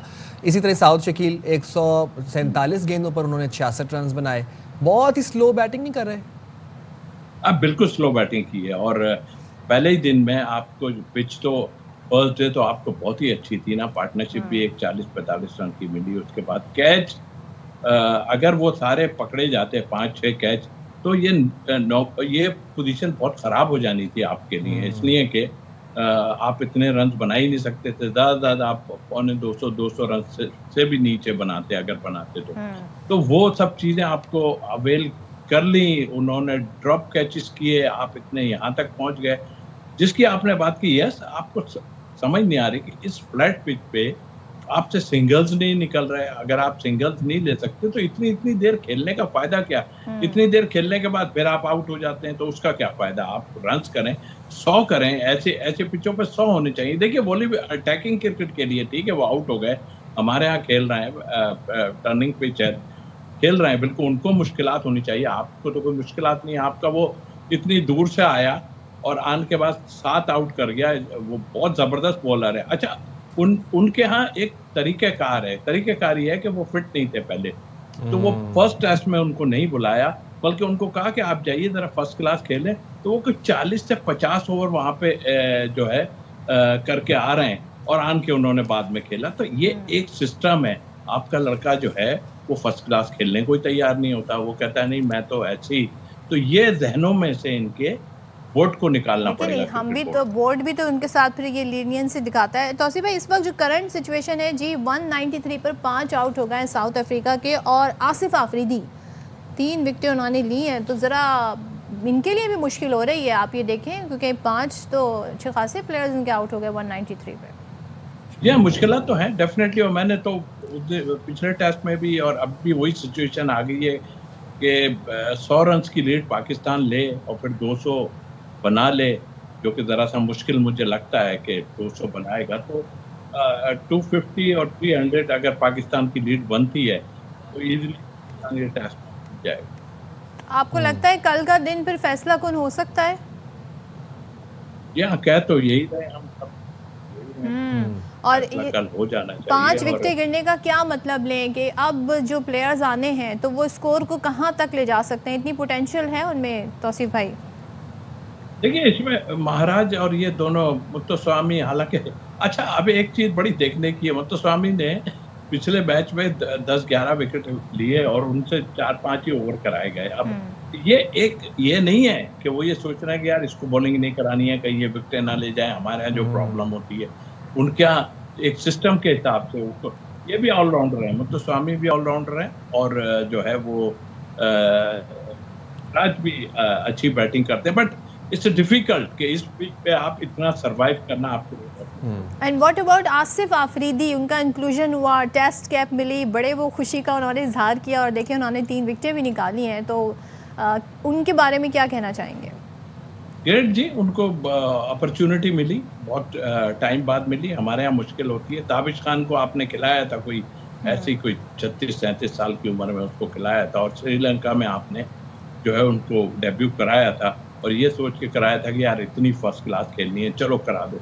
ये सोच नहीं होनी चाहिए। अब सही जगह पे सही उस पे, हालांकि पिछला टेस्ट भी अगर ये खिला देते आसिफ को तो बुराई नहीं थी, वो वहाँ ज़्यादा मुश्किल हो रही थी और मुझे लगता है वहाँ पे ज़्यादा विकेट्स ले सकते थे वो, लेकिन जब खिलाया उन्हें तो उन्होंने दिखा दिया जी कि मेरी फर्स्ट क्लास इतनी जो परफॉर्मेंस है वो मैं आज, हालांकि बहुत प्रेशर होता है मगर ये आपस में प्लेयर खेले हुए ना एक साथ, तो इतना फर्क आन के नहीं पड़ता। हमारे टाइम में एक ग्रेट प्लेयर होते थे, जब नया प्लेयर आता था तो वो सबके चेहरे ही देखता रहता था कि यार ये इमरान खान है, ये फलां है, ये जावेद मिर्ज़ा है। लेकिन अच्छा आसिफ आफरीदी का इंक्लूजन अच्छा था और वो अच्छा साबित हो रहा है टीम के लिए। बहुत शुक्रिया तौसीफ भाई। आई होप कि ये दूसरा टेस्ट मैच भी हम जीत जाएं अगर परफॉर्मेंस अच्छी रही, लेकिन जी अभी और भी इश्क के इम्तिहान है। अच्छा, एक चीज़ ज़रा सा मेंशन कर दूँ, ICC विमेंस वर्ल्ड कप हो रहा है और उसमें पाकिस्तान की एक जीत का भी जो है ना ख्वाब ही रह गया और जनूबी अफ्रीका ने हमें 150 रन से हरा दिया।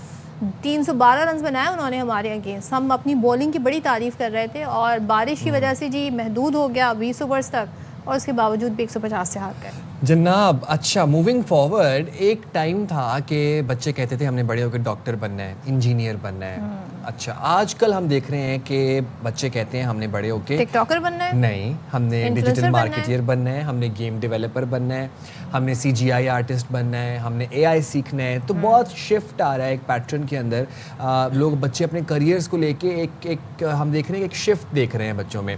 اب اسی طرح اس چیز کو مد نظر رکھتے ہوئے پاکستان کو خطے میں آپ دیکھیں کہ IT کی ابھرتی ہوئی معیشت بنانے کا مشن جاری ہے.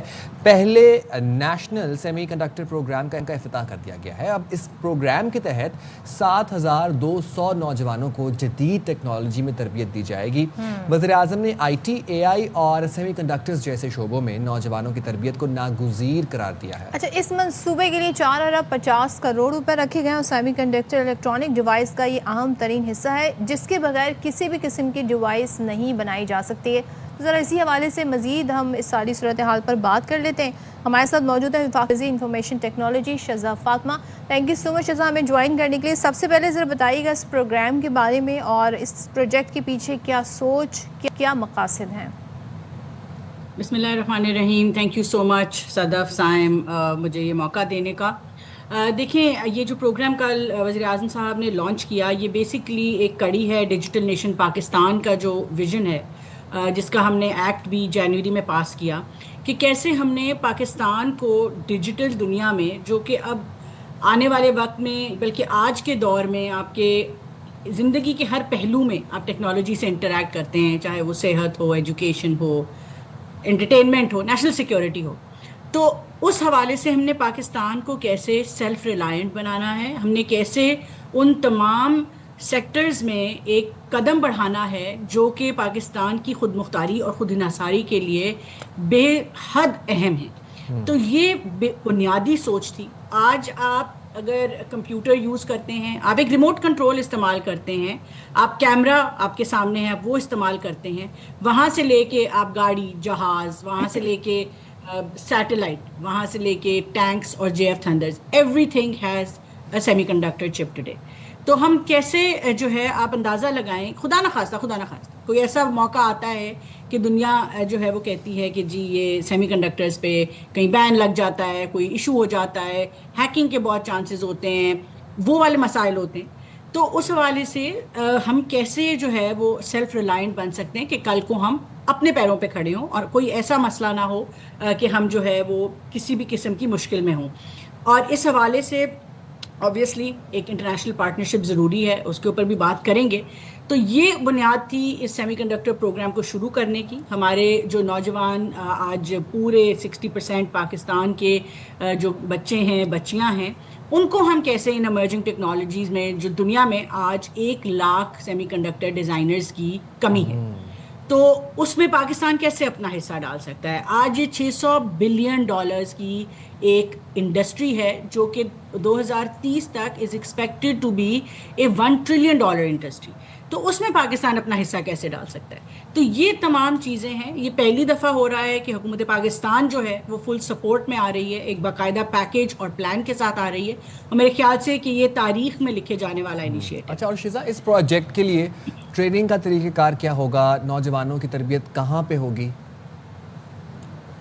دیکھیں ہم نے بیسکلی اس کو انسٹیٹیوشنلائز کرنے کے لیے اور اس کو سسٹینیبل رکھنے کے لیے ہم نے 9 یونیورسٹیز کے کلسٹرز بنائے ہیں. بنیادی طور پہ یہ الیکٹریکل انجینئرز کا کام ہوتا ہے. تو ایسے تمام یونیورسٹیز جو انجینئرنگ کے شعبے میں کر رہی ہیں, ہم نے ان کے کلسٹرز بنا کے اور 6 integrated circuit lab, state of the art labs. یہ تھوڑا سا کیپٹل انٹینسو کام ہے, اس میں بہت زیادہ سرمایہ کاری درکار ہے. تو اس حوالے سے ہم نے بہترین سافٹ ویئرز اور ہارڈ ویئر دنیا سے لے کے ہم ان یونیورسٹیز کو اور کلسٹرز کو اکوپ کریں گے. اور اس کے ساتھ ساتھ سب سے پہلے فیز میں ہم 100 فیکلٹی ممبرس کو ٹرین کریں گے ایز ٹرین دا ٹرینرز, تاکہ آنے والے ہر سال جو بچے ہیں وہ اس شعبے میں آگے آ سکیں. اور 700 بچوں سے شروع کرتے ہوئے جن کو فری آف کاسٹ یہ ٹریننگ دی جائے گی, تو ہم تقریباً 7200 بچے تک پہنچیں گے اگلے چند سالوں میں. اور ہمیں امید یہ ہے کہ ہر بچہ جو اس شعبے میں گریجویٹ کرے گا, اور میں آپ کے ذریعے اپنے تمام یوتھ کو یہ ایک اپرچونٹی ان کے سامنے جو ہے وہ رکھنا چاہوں گی کہ اس شعبے میں جو بھی گریجویٹ کرے گا یہ بہت high and high paying jobs ہیں, اس کی بہت زیادہ رینومریشن ہے, دنیا میں بہت زیادہ ڈیمانڈ ہے. تو اس شعبے کی طرف ضرور آئیں. وہ بچے جو آج اپنے کریئر پاتھس ڈیسائیڈ کر رہے ہیں, جو یونیورسٹیوں میں جا رہے ہیں, جو پڑھ رہے ہیں, وہ اس کو ضرور کنسیڈر کریں, کیونکہ یہ ایک ایسا شعبہ ہے جس کی آگے صرف ڈیمانڈ بڑھے گی, کم نہیں ہو سکتی. اچھا, آپ نے سرمایہ کاری کی بات کی, تو ملکی سطح پر جو سرمایہ کاری ہے اس میں کیا فیسیلیٹیشن دی جائے گی؟ دوسرے بیرونی سرمایہ کاری کے لیے کن ممالک پر زور ہوگا, اس کے لیے کیا کیا جا رہا ہے؟ دیکھیے, ملکی سطح پر تو ہم نے تقریباً قریب 5 ارب 4.8 ارب روپے جو ہیں اس پروجیکٹ کے لیے رکھے ہیں. اور ہمیں کل آپ نے جیسے کہ وزیر اعظم پاکستان کو سنا, انہوں نے کہا کہ یہ ایک ایسا امپورٹنٹ ایریا ہے جہاں پہ انہوں نے ہمیں یقین دہانی کرائی کہ کبھی بھی فنڈز کی کمی کی وجہ سے ہم اس کو روکیں گے نہیں. تو انشاءاللہ ہمیں when you say کہ you scrape the last and of the barrel, وہاں سے بھی ہمیں جو بھی کرنا پڑا, تو ہماری کوشش ہے کہ پاکستان کی خود مختاری, اس کی سالمیت کے لیے ہم اس کے اندر اپنے طور پہ جتنا ہو سکا انویسٹ کریں گے. جہاں تک انٹرنیشنل پارٹنرشپس اور کولیبریشنز اور انویسٹمنٹس کا تعلق ہے, یہ بہت ہی ریلائبل جو ہمارے دوست ممالک ہیں دنیا میں, ان کے ساتھ ہم ضرور بات کریں گے. آپ نے دیکھا کہ مارکا حق کے بعد جو ہماری ایک فارن ریلیشنز ہیں وہ کس طرح آج میرے خیال سے کہ تاریخ میں سب سے زیادہ پیک پر ہیں. جو ہمارے سعودی عربیہ کے ساتھ, جو ہمارے چین کے ساتھ, ہمارے تمام ممالک میں جس کا نام درجہ بدرجہ لوں وہ مشکل ہو جائے گا, مگر وہ اس پروجیکٹ کے لیے وہ ممالک جن سے ہماری قربت ہے, جن پہ ہم ڈیپینڈ کرتے ہیں, جو اچھے برے وقت میں ہمارے ساتھ کھڑے رہے, ان کے ساتھ ہم ضرور پارٹنرشپ کریں گے. ہم ویلیو ایڈ کر سکتے ہیں, ہمارے بہت ذہین بچے ہیں, ہم ان کو ٹریننگ دلا کے ان ممالک کے لیے ویلیو ایڈ کر سکتے ہیں, ہیومن ریسورس پرووائڈ کر سکتے ہیں. آج بھی ہمارے پاس بہت بہترین سے بہترین جو ہیں وہ چپ ڈیزائنرز موجود ہیں. ہماری کوشش ہے کہ اس وقت جو مائکرو انڈسٹری ہے, ایس ایم ای کی انڈسٹری ہے سیمی کنڈکٹر میں, جنہوں نے اپنی جگہ پہ بہت کام کیا, ان میں ہم انویسٹمنٹ لے کے آئیں, ان کمپنیز کو ہم بڑا کریں, ان کو سپورٹ کریں, اور ایسے ہی نئی کمپنیز بنائیں جو کہ انشاءاللہ آپ دیکھیں گے یہ راستہ مشکل ہے, یہ اس میں کوئی شک نہیں ہے, یہ راستہ لمبا ہے, اس میں بھی کوئی شک نہیں ہے. آج ہم ڈیزائننگ کی بات کر رہے ہیں, ٹریننگ کی بات کر رہے ہیں, انشاءاللہ جلد میں آپ کے ساتھ او سیٹ کی ٹیسٹنگ کی پیکیجنگ کی بات کروں گی, اور اللہ تعالیٰ نے موقع دیا تو ہم دیکھیں گے کہ پاکستان انشاءاللہ فیبریکیشن میں بھی آئے انشاءاللہ. اور شیزا, سیمی کنڈکٹرز کی مارکیٹ بڑی ان ایکسپلورڈ تھی پاکستان میں, and I am very glad کہ اس کے اوپر حکومت توجہ دے رہی ہے. ہارڈ ویئر مینوفیکچرنگ میں سیمی کنڈکٹرز کو دنیا میں ہم کہتے ہیں کہ نمایاں ترین انڈسٹری کہا جاتا ہے, ایک درجہ حاصل ہے. اب پاکستان میں سیمی کنڈکٹرز کی پروڈکشن اور ایکسپورٹ کا مستقبل آپ کیسے دیکھتی ہیں؟ دیکھیے, یہی بات ہے کہ ہمیں تھوڑا سا فیز وائز چلنا پڑے گا. یہ بڑی ایک کمپلیکیٹڈ, بڑی ہائی اینڈ ٹیکنیکل فیلڈ ہے. تو اس کی فار ایگزامپل اس کی جو ٹریننگ بھی ہے, اگر آپ نے تمام صحیح انڈر گریجویٹ کورسز کیے ہوں تو اس کی ٹریننگ تقریباً 6 ماہ کی ہے. اور اگر آپ کی کوئی ایک آدھا کورس آپ نے نہیں کیا ہوا یا آپ کو تھوڑی مزید محنت کی ضرورت ہے تو 10 ماہ لگتے ہیں اس کی ٹریننگ مکمل ہوتے ہوئے. تو یہ ہارڈ کور ٹریننگ ہوتی ہے, ہائی اینڈ ٹریننگ ہوتی ہے. اس پہ سب سے پہلے تو زور ہے کہ ہم کس طرح کرٹیکل ہیومن ریسورس کریٹ کر سکتے ہیں. جب ہمارے پاس وہ ہیومن ریسورس کریٹ ہو جائے گا تو دیکھیں پاکستان جو ہے نا وہ کوالٹی کمپیٹیٹیو ہونے کے ساتھ ساتھ دنیا میں ایک بڑی کاسٹ کمپیٹیٹیو مارکیٹ ہے. جب ہمارے پاس وہ کرٹیکل ہیومن ریسورس ہوگا, دیر از نو ریزن کہ پاکستان کی انڈسٹری میں باہر سے لوگ کیوں نہیں ٹیپ کریں گے. آج جیسے ہم اپنی سروسز اور پروڈکٹس جو ہیں وہ ایکسپورٹ کر رہے ہیں, ماشاءاللہ ہماری انڈسٹری تقریباً 20% سے گرو کر رہی ہے. اور خوشخبری یہ ہے کہ اس مہینے کے جو نمبرز آئے ہیں, ہم نے ایئر آن ایئر 25% گرو کیا. پچھلے ستمبر کے مقابلے پہ اس ستمبر میں 25% کا ہم نے انکریز دیکھا. $667 ملین کی ایکسپورٹ صرف سپٹمبر 2025 میں ہم نے آتی نہیں دیکھی. تو یہ جو ساری چیزیں ہیں یہ ہماری انڈسٹری کی, یہ ہمارے بچوں کی ریزیلینس, ان کی ذہانت, ان کی محنت کو جو ہے وہ سامنے ہمیں نظر آ رہی ہے. تو ایک دفعہ ہم انشاءاللہ جب یہاں سے اپنے بچوں کو, انڈسٹری کو سپورٹ کریں گے تو آپ دیکھیے گا کہ پاکستان اور پاکستانی ایک ایسی قوم ہے کہ وہ بہت جلد اپنا مقام جو ہے وہ بناتی ہے. اور مجھے پوری امید ہے کہ اس پہلے قدم سے جو ہے ہم بہت جلد دنیا میں اپنا نام بنائیں انشاءاللہ. اور بڑا زبردست اس حوالے سے کام بھی ہو رہا ہے. شیزا, آپ کی موجودگی کا فائدہ اٹھاتے ہوئے بڑی کمپلین آ رہی ہیں, انٹرنیٹ سلو ہوا ہے, مختلف ایپس جو ہیں وہ پراپر کام نہیں کر رہی ہیں. ساتھ ہی یہ بھی بتا دیجئے کہ پاکستان 5G ٹیکنالوجی کب تک پاکستان میں لانچ ہونے کا امکان ہے, اور کافی عرصے سے اناؤنس بھی ہوئی ہے.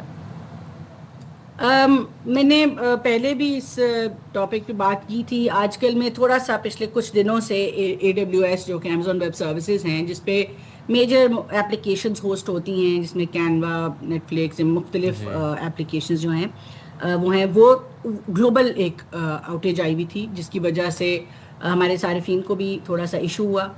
دوسری طرف پیس کیبل میں ایک مسئلہ آیا ہوا تھا, اس کی ریپیئر چل رہی ہے. تیسری طرف آپ کو پتہ ہے 5 سب مرین کیبلز جو یمنی واٹرز ہیں وہاں پہ افیکٹڈ ہیں, وہ کیونکہ کنفلکٹڈ واٹرز ہیں وہاں پہ ریپیئر بھی جو ہے وہ ٹائم لے رہی ہے. اس میں یہ تمام یہ جو سب مرین کیبلز ہوتی ہیں اس میں نیشنل کچھ نہیں ہوتا, یہ ایک ٹرانس نیشنل ایشو ہے. اس میں انٹرنیشنل سب مرینز ہوتی ہیں جو جا کے ان کو ٹھیک کرتی ہیں.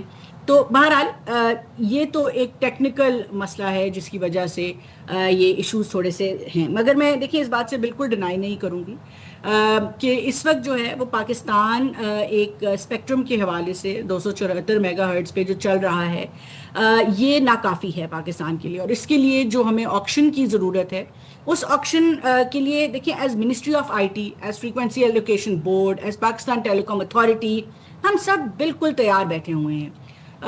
ہمارے پاس جو ایک کمپٹیشن کمیشن کے پاس جو ایک ٹیلی نار کا اور PTCL کے مرجر کا ایشو تھا وہ بھی آج ریزالو ہو گیا ہوا ہے, اور الحمدللہ اس کو بھی ہم آگے لے کے چل رہے ہیں. اور دوسرا جو ایشو تھا جس کی وجہ سے اسپیکٹرم آکشن میں کہوں گی پورے عرصہ ڈیلے ہوئی اور آج بھی ہم اس کے اوپر ڈیلیبریٹ کر رہے ہیں, وہ کورٹ کیسز ہیں. اب کورٹ کیسز میں دیکھیں نہ ہم بہت زیادہ انٹرفیئر کر سکتے ہیں, جوڈیشری اپنے ایک انڈیپینڈنٹ ادارہ ہے, اور سندھ کے اندر کچھ لوور کورٹس میں کورٹ کیسز چل رہے ہیں اور پرائم اسپیکٹرم بینڈ کے اوپر چل رہے ہیں. تو یہ اب ہم اپنی طرف سے پوری کوشش کر رہے ہیں, attorney general, law minister, prime minister, ہم سارے جو ہیں ان کیسز کو فالو بھی کر رہے ہیں. ہماری پوری کوشش ہے کہ ان کو ہم کسی طرح سے ریزالو کر کے تو جلد از جلد آکشن میں جا سکیں.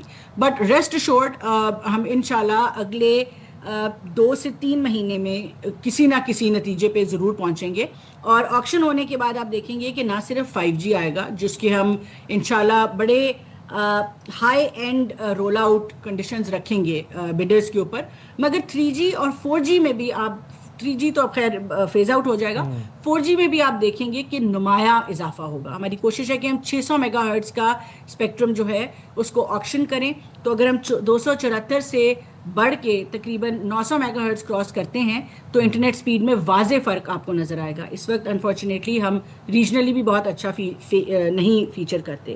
ایک اور میں آپ کی میڈیا اور آپ کے چینل کے ذریعے بات جو کہنا چاہوں گی وہ یہ ہے کہ پاکستان میں اس وقت اگر ہم اپنے موبائل کے ریٹس اور موبائل انٹرنیٹ کے ریٹس دیکھیں تو وہ دنیا میں تقریباً سب سے کم ہیں.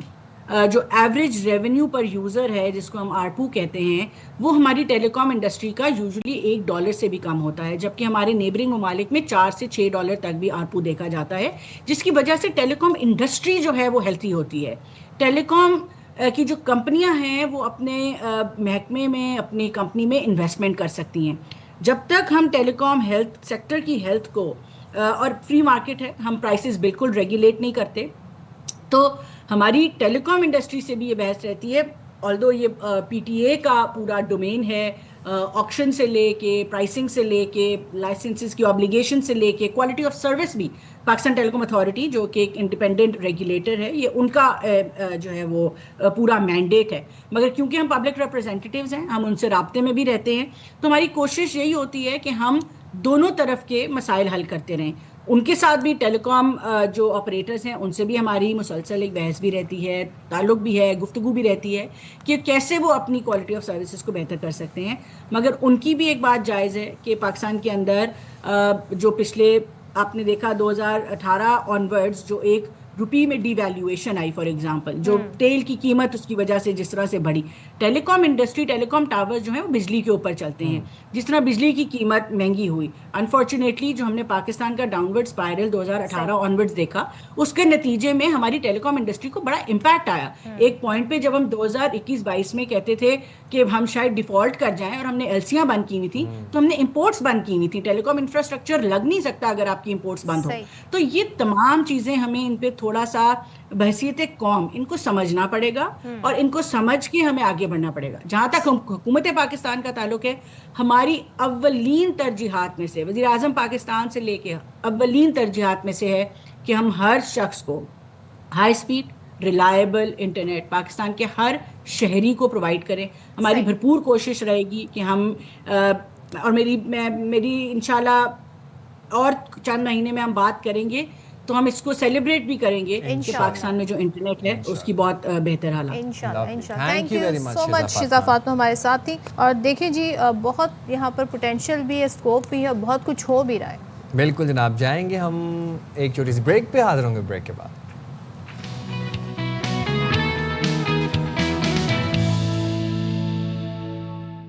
अब ज़रा बात करते हैं ख़ास तौर पे ऐसे बच्चों की जो गुफ्तगू के दौरान बात करते हुए अटकते हैं या उनकी ज़बान में लुकनत होती है, वो स्टटर करते हैं। तो आज ज़ाहिर उनके लिए थोड़ा सा आज का दिन भी उसी मुनासबत से मनाया जा रहा है। अच्छा, वो जब बात करते हैं तो उनके लिए कुछ अल्फाज ऐसे होते हैं जो उनसे अदा नहीं हो पाते हैं, मुकम्मल गुफ्तगू वो नहीं कर पाते हैं। सो ये ऐसी निशानियाँ होती हैं जो बताती हैं कि जी बच्चे को ज़रूरत है स्पीच थेरेपी की। अब इस मर्ज़ की कोई वजह तो बिलखुसूस मुझे नहीं मालूम, डॉक्टर से इस बारे में बात करेंगे, लेकिन हार्वर्ड हेल्थ मेडिकल स्कूल्स की तहकीक के मुताबिक ये आम तौर पर 2 से 6 साल की उम्र के दौरान के जो बच्चे होते हैं उनमें 5 से 10% बच्चों में ये इशू होता है, जबकि तिब्बी माहिरीन कहते हैं कि दुनिया भर में इस वक्त 7 करोड़ अफराद जो हैं इसका शिकार है। ओह गॉड। तो फिर बात कर लेते हैं, हमारे साथ मौजूद है स्पीच थेरेपिस्ट डॉक्टर राहिला खातून साहिबा। बहुत शुक्रिया। अस्सलाम वालेकुम राहिला साहिबा, thank you very much for taking out time for बाखबर सवेरा। हकलाहट या स्टटरिंग, बुनियादी वजूहात क्या हैं इसकी? देखिए, इसके कई वजूहात हैं। एक तो ये कि बचपन में होता है, इसको हम डेवलपमेंटल स्टटरिंग कहते हैं, सही है। ये बचपन से जो 2 पॉइंट से प्लस 2 ईयर से जो स्टार्ट होता है तो आगे चल के 5 साल 7 और आगे जब बच्चा बड़ा होता जाता है तो वक्त के साथ साथ उसकी ये प्रॉब्लम जो है स्टैमरिंग ये बढ़ती चली जाती है। तो तब ये पेरेंट्स के नोटिस में आता है। शुरू में इतना पता नहीं चलता है, इसलिए कि वो एज इतनी कम होती है कि उसमें बच्चा जो कि लैंग्वेज सीख रहा होता है तो उसमें वो अटक के बात करता है। तो पेरेंट्स या अडल्ट जो होते हैं नॉर्मली इस चीज़ को नॉर्मल हम कंसिडर करते हैं। कुछ वर्ड भी टंग ट्विस्टर होते हैं। हाँ, वो तो खैर मतलब अलग चीज़ भी होती है, जैसे लफ्ज़ों के तलफ़ुज़ भी उनके साफ़ नहीं होते हैं, क्लैरिटी भी नहीं होती। लेकिन ये कि 5 ईयर्स तक बच्चों के ये सारे माइलस्टोन जो होते हैं वो ऑलमोस्ट जो है डेवलप हो जाते हैं, जिसमें आपकी क्लैरिटी भी आ जाती है, लफ्ज़ों की सफाई हम जिसे कह सकते हैं। स्टैमरिंग जो है तकरीबन 4 साल की उम्र में बड़ा प्रोमिनेंट हो जाता है। जब बच्चा बाकायदा अटक के बात कर रहा होता है, उसकी रवानी मुतासिर होती है, तो तब ये नोटिस में जो है वो आता है। तो उसके लिए फिर पेरेंट्स को क्या करना चाहिए? जब 4 साल का बच्चा हो जाए, बात करते हैं, वो स्टटरिंग कर रहा है, स्टैमरिंग कर रहा है, तो क्या करना चाहिए? देखिए, अगर बच्चा मुस्तकिल 2 महीने या एटलीस्ट जो है उसका जो है ना 3 मंथ से लेके 6 मंथ का टाइम पीरियड होता है, अगर इस दौरान वो मुस्तकिल वो कर रहा है, स्टैमरिंग कर रहा है, अटक के बात कर रहा है, तो पेरेंट्स को अलर्ट हो जाना चाहिए और बाकायदा उनकी स्पीच थेरेपी पे जो है मतलब लेके जाना चाहिए। कंसल्टेंसी जो है उनको दिखा देना चाहिए कि आगे आया ये जो है मतलब हो सकता है कि पेरेंट्स को कुछ टिप्स वगैरह दिए जाएं तो वो घर में भी कंट्रोल हो सकता है, जो उनकी एज कम होती है बच्चे की। लेकिन अगर जितनी अर्ली डायग्नोज होगा उतनी जल्दी इस पे काबू पाया जा सकता है। जितनी अर्ली एज भी उसकी इंटरवेंशन होगी उतना उसकी जो है काफ़ी हद तक वो कंट्रोल में आ सकता है, और जितना लेटर एज में होगा उतना ही बच्चे की वो मैच्योरिटी आ जाती है। अच्छा, वैसे क्या एक्सरसाइजेज हैं जो कि नॉर्मली हम घर में बच्चों को भी करवा सकते हैं, बड़े भी कर सकते हैं, कि आपकी स्पीच में क्लैरिटी आए? उसका एक्सरसाइजेस तो ये है कि एक तो थोड़ा सा हम देखते हैं कि अगर बच्चा जो है किसी ख़ास आवाज़ों पे जो है ना वो प्रेशर बिल्डअप करता है, तो वो प्रेशर को रिलीज़ करने के लिए ब्रीदिंग एक्सरसाइज होती है, ठीक है। तो ब्रीदिंग एक्सरसाइज बताते हैं। प्लस जो है अगर जैसे किसी साउंड्स पे बहुत फ्रीक्वेंटली कर रहा है, फॉर एग्जांपल ब या माँ पे ब ब ब ब इस तरह रिपीट कर रहा है, या माँ पे म कर रहा है, तो उसके जो है ना फिर हम उनको तरीक़ा बताते हैं पेरेंट्स से कि आपने किस तरह से जो है ना इनका पॉज दे के जो है आराम से जो है ना ये लफ्ज़ जो है ना बुलाने की ट्रेनिंग देनी है। प्लस फिर पेरेंट का भी पैटर्न हमने देखना होता है कि वो अपने बच्चे से जब बात करते हैं तो उनकी स्पीड कितनी होती है, तो स्पीड को रिड्यूस करने के लिए, इसलिए कि बच्चे के जो मैकेनिज़्म होता है वो अब मैच्योर तो नहीं होता ना, वो अपने अडल्ट को या माँ बाप को देख के जो है उनकी स्पीच को कैच करने की कोशिश करता है, तो उस चक्कर में वो जल्दी बोलने की बात कर जल्दी बोलता है। माँ बाप जितना क्लियर बात करेंगे और जितना आराम से थोड़ा ठहर के बात करेंगे, اتنے ہی بچوں میں ان کی اسپیچ میں ٹھہراؤ آئے گا. ڈاکٹر صاحبہ ہمارے ایک جاننے والے ہیں, وہ ماشاء اللہ بڑے اچھے گلوکار ہیں, سنگر ہیں, وہ بڑے اچھا گاتے ہیں, بڑے اچھے ردم میں, ٹیمپو شیمپو سب سیٹ ہے ان کا, خوبصورت آواز ہے, لیکن جب وہ نارملی بات کرتے ہیں تو نارملی مطلب کانورسیشن میں وہ ہکلاتے ہیں, اسٹیمر کرتے ہیں. یہ کیا وجہ ہو سکتی ہے اس کی؟ دیکھیے وہ جو سنگنگ ہوتی ہے نا, اس کے جو بول ہوتے ہیں وہ اس کو باقاعدہ پریکٹس کرتے ہیں نا, جیسے ڈائلاگ کے پریکٹس کرتے ہیں, تو اس کے جو ورڈز ہوتے ہیں وہ میمورائز ہو جاتے ہیں. جب وہ اس کو ریکال کر کے بولیں گے پھر نہیں ہوگا پرابلم. آپ بچوں سے پوئم وغیرہ جو ہے وہ کروا لیں, سن لیں, بچوں سے گانے وغیرہ سن لیں, اس میں اسٹیمرنگ نہیں ہوگی, کیونکہ ان کو پتہ ہوتا ہے اس کے بعد یہ لفظ آئے گا, پھر یہ آئے گا, پھر یہ ہوگا, وہ ایک سیکوینس میں ہوتا ہے. جب فعل بدی بولنا پڑتا ہے تو پھر اس میں جو اچانک بولنا ہوتا ہے کنورسیشن میں, تو ہمیں تو نہیں پتہ ہوتا نا کہ اگلا ہم نے لفظ کیا بولنا ہے, آگے سامنے والا مجھ سے کیا سوال کرے گا اور مجھے اس کا جواب کیا دینا ہے, وہ اچانک ہوتا ہے. اچھا, یہ ایسا بھی ہوتا ہے کہ اسٹریس میں ہو بچہ یا پریشان ہو, انگزائٹی کا شکار ہو تو زیادہ اسٹرٹر کرتا ہے, یہ وجوہات بھی ہوتی ہیں؟ یہ بھی ہوتے ہیں, سائیکالوجیکل ایشوز کی وجہ سے بھی ہوتا ہے کہ جب بچہ بہت زیادہ پریشر میں آ جاتا ہے تب بھی وہ اسٹرٹر کر سکتا ہے. لیکن یہ ہے کہ اگر وہ اس سچویشن میں کر رہا ہے, جیسے فار ایگزامپل کہ جس خوف کا شکار ہے کہ اگر وہ خوف والی سچویشن ہٹ جاتا ہے اور بچہ اس سے نارملی بات کرتا ہے تو وہ اسٹیمرنگ کی کیٹیگری میں نہیں آئے گا. وہ ایک اسپیسیفک سچویشن میں اسٹٹر کر رہا ہے, لیکن جب اس کے ساتھ جو ہے وہ حالات نارمل ہو جاتے ہیں تو وہ بالکل صحیح بولتا ہے. تو وہ ایک ٹائپ ہوتی ہے اسٹیمرنگ کی, لیکن یہ کہ جو کہ وہ اس کی وجہ سے ہوتا ہے کہ انڈر پریشر آ جاتا ہے, پریشر کی وجہ سے کرتا ہے, پریشر والی سچویشن ہٹ جائے تو بالکل نارمل بھی ہو سکتا ہے. اچھا, میں نے ہم یہاں بچوں کا ذکر کر رہے ہیں, میں نے بہت سارے ایڈلٹس گرون اپس کو دیکھا ہے کہ وہ کافی ایج ہو جانے کے باوجود بھی وہ اس چیز پر قابو نہیں پاتے. بہت حد تک قابو پا لیتے لیکن کہیں نہ کہیں ان سے یہ چیز کنٹرول نہیں ہوتی. اس کی کیا وجوہات ہیں؟ دیکھیے وہ تو یہ ہوتا ہے نا کہ ان کا بچپن سے, یہ جو اسٹیمرنگ والے ہوتے ہیں نا, دیکھیے یا تو ہوگا کہ جو بچپن سے پرابلم ہو رہا ہے, بڑے میں آ کے جو ہے نا وہ کیا کرتے ہیں, اٹکتے بولتے ہیں, لیکن پھر ایک ٹائم ایسا آتا ہے کہ بچہ یونیورسٹی جا رہا ہے, کالج جا رہا ہے, تب اس کو احساس ہوتا ہے کہ لوگ مجھ پہ ہنس رہے ہیں. ٹھیک ہے, پھر وہ تھراپی کی طرف جاتا ہے, لیکن اس کا پیٹرن تو ایسے ڈیولپ ہو گیا نا, بات کرنے کا طریقہ ایسا ہو گیا, یا وہ بہت شائع بھی ہو جائے, اس کو کانفیڈنس. دیکھیے کانفیڈنس کی کمی سے بھی ہو سکتا ہے, لیکن وہ پھر وہ اسٹیمرنگ کی کیٹیگری میں نہیں آئے گا نا. کہ اگر وہ جیسے اسٹوڈنٹ جو ہے نا وائوا کے وقت جو ہے نا ان کے ٹنگ سلپ آف ٹنگ ہو جاتی ہے کہ لفظ غلط نکل جاتے ہیں, ان کو ایک دم سے اسٹیمرنگ والی سچویشن فیس کرنا پڑتا ہے, لیکن جیسے وہ سچویشن سے باہر آتے ہیں نارمل ہو جاتے ہیں. تو وہ بڑے ایڈلٹ کیا کریں؟ ایڈلٹ بھی ٹریٹمنٹ کی طرف جائیں گے, ان کو اسپیچ تھراپی, پھر ان کے جو ہے نا یہ ایکسرسائزز وغیرہ ہوں گی, ان کو طریقہ بتایا جائے گا کہ اپنے اسپیڈ کو اوور کم کریں. اسپیڈ کی وجہ سے عموماً یہ زیادہ ہوتا ہے, یا پھر ایسے مخصوص لفظ ہوتے ہیں جس میں ان کو فوبیا ہوتا ہے. جیسے بڑے جو ہوتے ہیں ان کو یہ پتہ ہوتا ہے کہ اس لفظ میں جو اسٹارٹر ہوتا ہے, جیسے آ سے اسٹارٹ ہونے والا علی نام ہے, علی اگر وہ بولے گا ٹھیک ہے, اب وہ کیا کرے, یا تو اس کا آلٹرنیٹ ڈھونڈے گا, یا پھر کیا کرے گا, اس کو جو ہے مطلب اگنور کرے گا, اس لفظ کو بولنے میں جو ہے نا اس کو نظر انداز کر دے گا. تو یہ جو بڑے ہوتے ہیں نا وہ پھر اس کا آلٹرنیٹ ڈھونڈ لیتے ہیں, یا تو جو انگلش کے ورڈز ہوں گے اس میں ہوگا تو وہ اردو کا بولے گا, اردو کا لفظ ہوگا جو انگلش میں بولے گا. تو بڑوں میں تو یہ مسئلے ہوتے ہیں کہ وہ اپنے اسپیچ کو کمپنسیٹ کرنے کے انہوں نے ویسے طریقے جو ہے وہ ڈھونڈ لے ہوتے ہیں, یا تو وہ بریتھ نکال کے جو ہے نا اس کے تھرو جو ہے وہ بولتے ہیں. تو ان کے پاس کافی وہ آ جاتے ہیں جو وقت کے ساتھ ساتھ کافی ایکسپیرینس ہو جاتے ہیں, تو اپنی اسپیچ کو کافی حد تک کمپنسیٹ کر سکتے ہیں. اور ایک چیز ہماری سوسائٹی کو خیال رکھنا چاہیے, ہم لوگ بہت شیم کرتے ہیں لوگوں کو, بلی کرتے ہیں, ہم بلی کرتے ہیں, ہم ایج شیمنگ کرتے ہیں, ہم فیٹ شیمنگ کرتے ہیں, ہم لوگوں کے اس طرح بولنے پر بھی انہیں شیم کرتے ہیں. تو سکھانا چاہیے پیرنٹس کو کہ یہ ایک ایشو ہے, یہ جو کہ ایک طریقے کے کیوریبل بھی ہے. تو اس کے لیے آپ کیا کہیں گی؟ دیکھیے جو پیرنٹس ہوتے ہیں نا شروع میں وہ اگنور کرتے ہیں. اگر بچے جو اسٹیمری 2 مہینے 3 مہینے ہو گیا اسٹیمر کر رہا ہے, اب وہ جو ہے نا اتنا زیادہ اس کو نوٹس میں لے کے نہیں آتے, لیکن جیسے ہی بچہ اسکول جاتا ہے بچے جو ہے نا اس پہ ہنستے ہیں. تو پھر پیرنٹس کو ریئلائز ہوتا ہے کہ نہیں, بچے کو جو ہے نا بچہ پریشان ہو رہا ہے, بچہ اسکول جانے کو تیار نہیں ہو رہا, ٹھیک ہے, اس لیے کہ بچے اس کو تنگ کرتے ہیں, اس کی نقل اتارتے ہیں. تو پیرنٹس تب جو ہے نا وہ اسپیچ تھراپی کی طرف لے کے آتے ہیں جب لوگ اس کو تنگ کرنا شروع کر دیتے ہیں. پہلے سے ان کو یہ سوچتے ہیں کہ یہ صحیح ہو جائے گا, اس میں ٹائم نکلتا جاتا ہے اور بچے کی اسپیچ جو ہے وہ زیادہ سیویئر لیول پہ چلی جاتی ہے. تو یہ بھی ایک ریزن جو ہے وہ ہو سکتا ہے کہ پیرنٹس بہت جلدی جو ہے نا اس پہ مطلب اویئر نہیں ہوتے کہ بچے کا یہ جو ہے نا آگے چل کے بہت پرابلم کرے گا. یہ ہاں, بچے سے پوچھنا بھی چاہیے. پیرنٹس کا بڑا اہم کردار ہے. جی بالکل. Thank you so much. Doctor Raheela خاتون ہمارے ساتھ تھیں اور بڑے اہم ٹاپک پہ آج ہم بات کر رہے تھے. تو بھائی اویئرنیس بڑی ضروری ہے اور سینسٹیوٹی بڑی ضروری ہے. سینسٹیوٹی ضروری ہے. جائیں چھوٹی سی بریک میں حاضر ہوں گے, بریک کے بعد سے رائے کیا ہوتا ہے.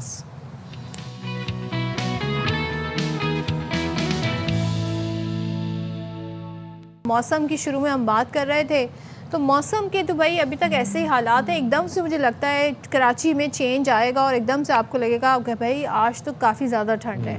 सो बी प्रिपेयर्ड कराची वालों, फिर आप ये नहीं कहना कि सदफ ने आपको नहीं बताया। और इससे पहले हम बात कर रहे थे स्पीच थेरेपी के हवाले से भी, तो आप अपने बच्चों को बहुत अर्ली एज से एग्जामिन किया करें, उनको मॉनिटर किया करें, फ़ोन दे के दूर बिठाया होता है बच्चों को। आप पेरेंट्स की जिम्मेदारी है कि बच्चों की इन चीज़ों को मॉनिटर करें, क्योंकि देखें यही बच्चे जब बड़े होंगे, बड़े होकर स्कूल जाएंगे, वहाँ जाके बेचारे बुली होंगे, माशरा तो नहीं बख्शता ना, तो वहाँ जाके फिर उनको मसाइल होगा, फिर स्कूल जाने से फिर पढ़ाई से दिल उठेगा। तो ये चीज़ें पहले से ही आप लोग पेरेंट्स को मॉनिटर करें। अपने स्क्रीन टाइम को कट डाउन करना पड़ेगा। जब तक आप मोबाइल का इस्तेमाल कम नहीं करेंगे, बच्चा आपको देख के ही सीखेगा। और आपने अपना मोबाइल यूज़ करना है, आपने बच्चे को एक नया खरीद के दे दिया मोबाइल। चलें जनाब, फिर कहते हैं महंगाई है। वक्त हुआ है ख़त्म हमारे प्रोग्राम का। अपना बहुत ज़्यादा ख्याल रखिएगा। हाफिज़, पाकिस्तान जिंदाबाद।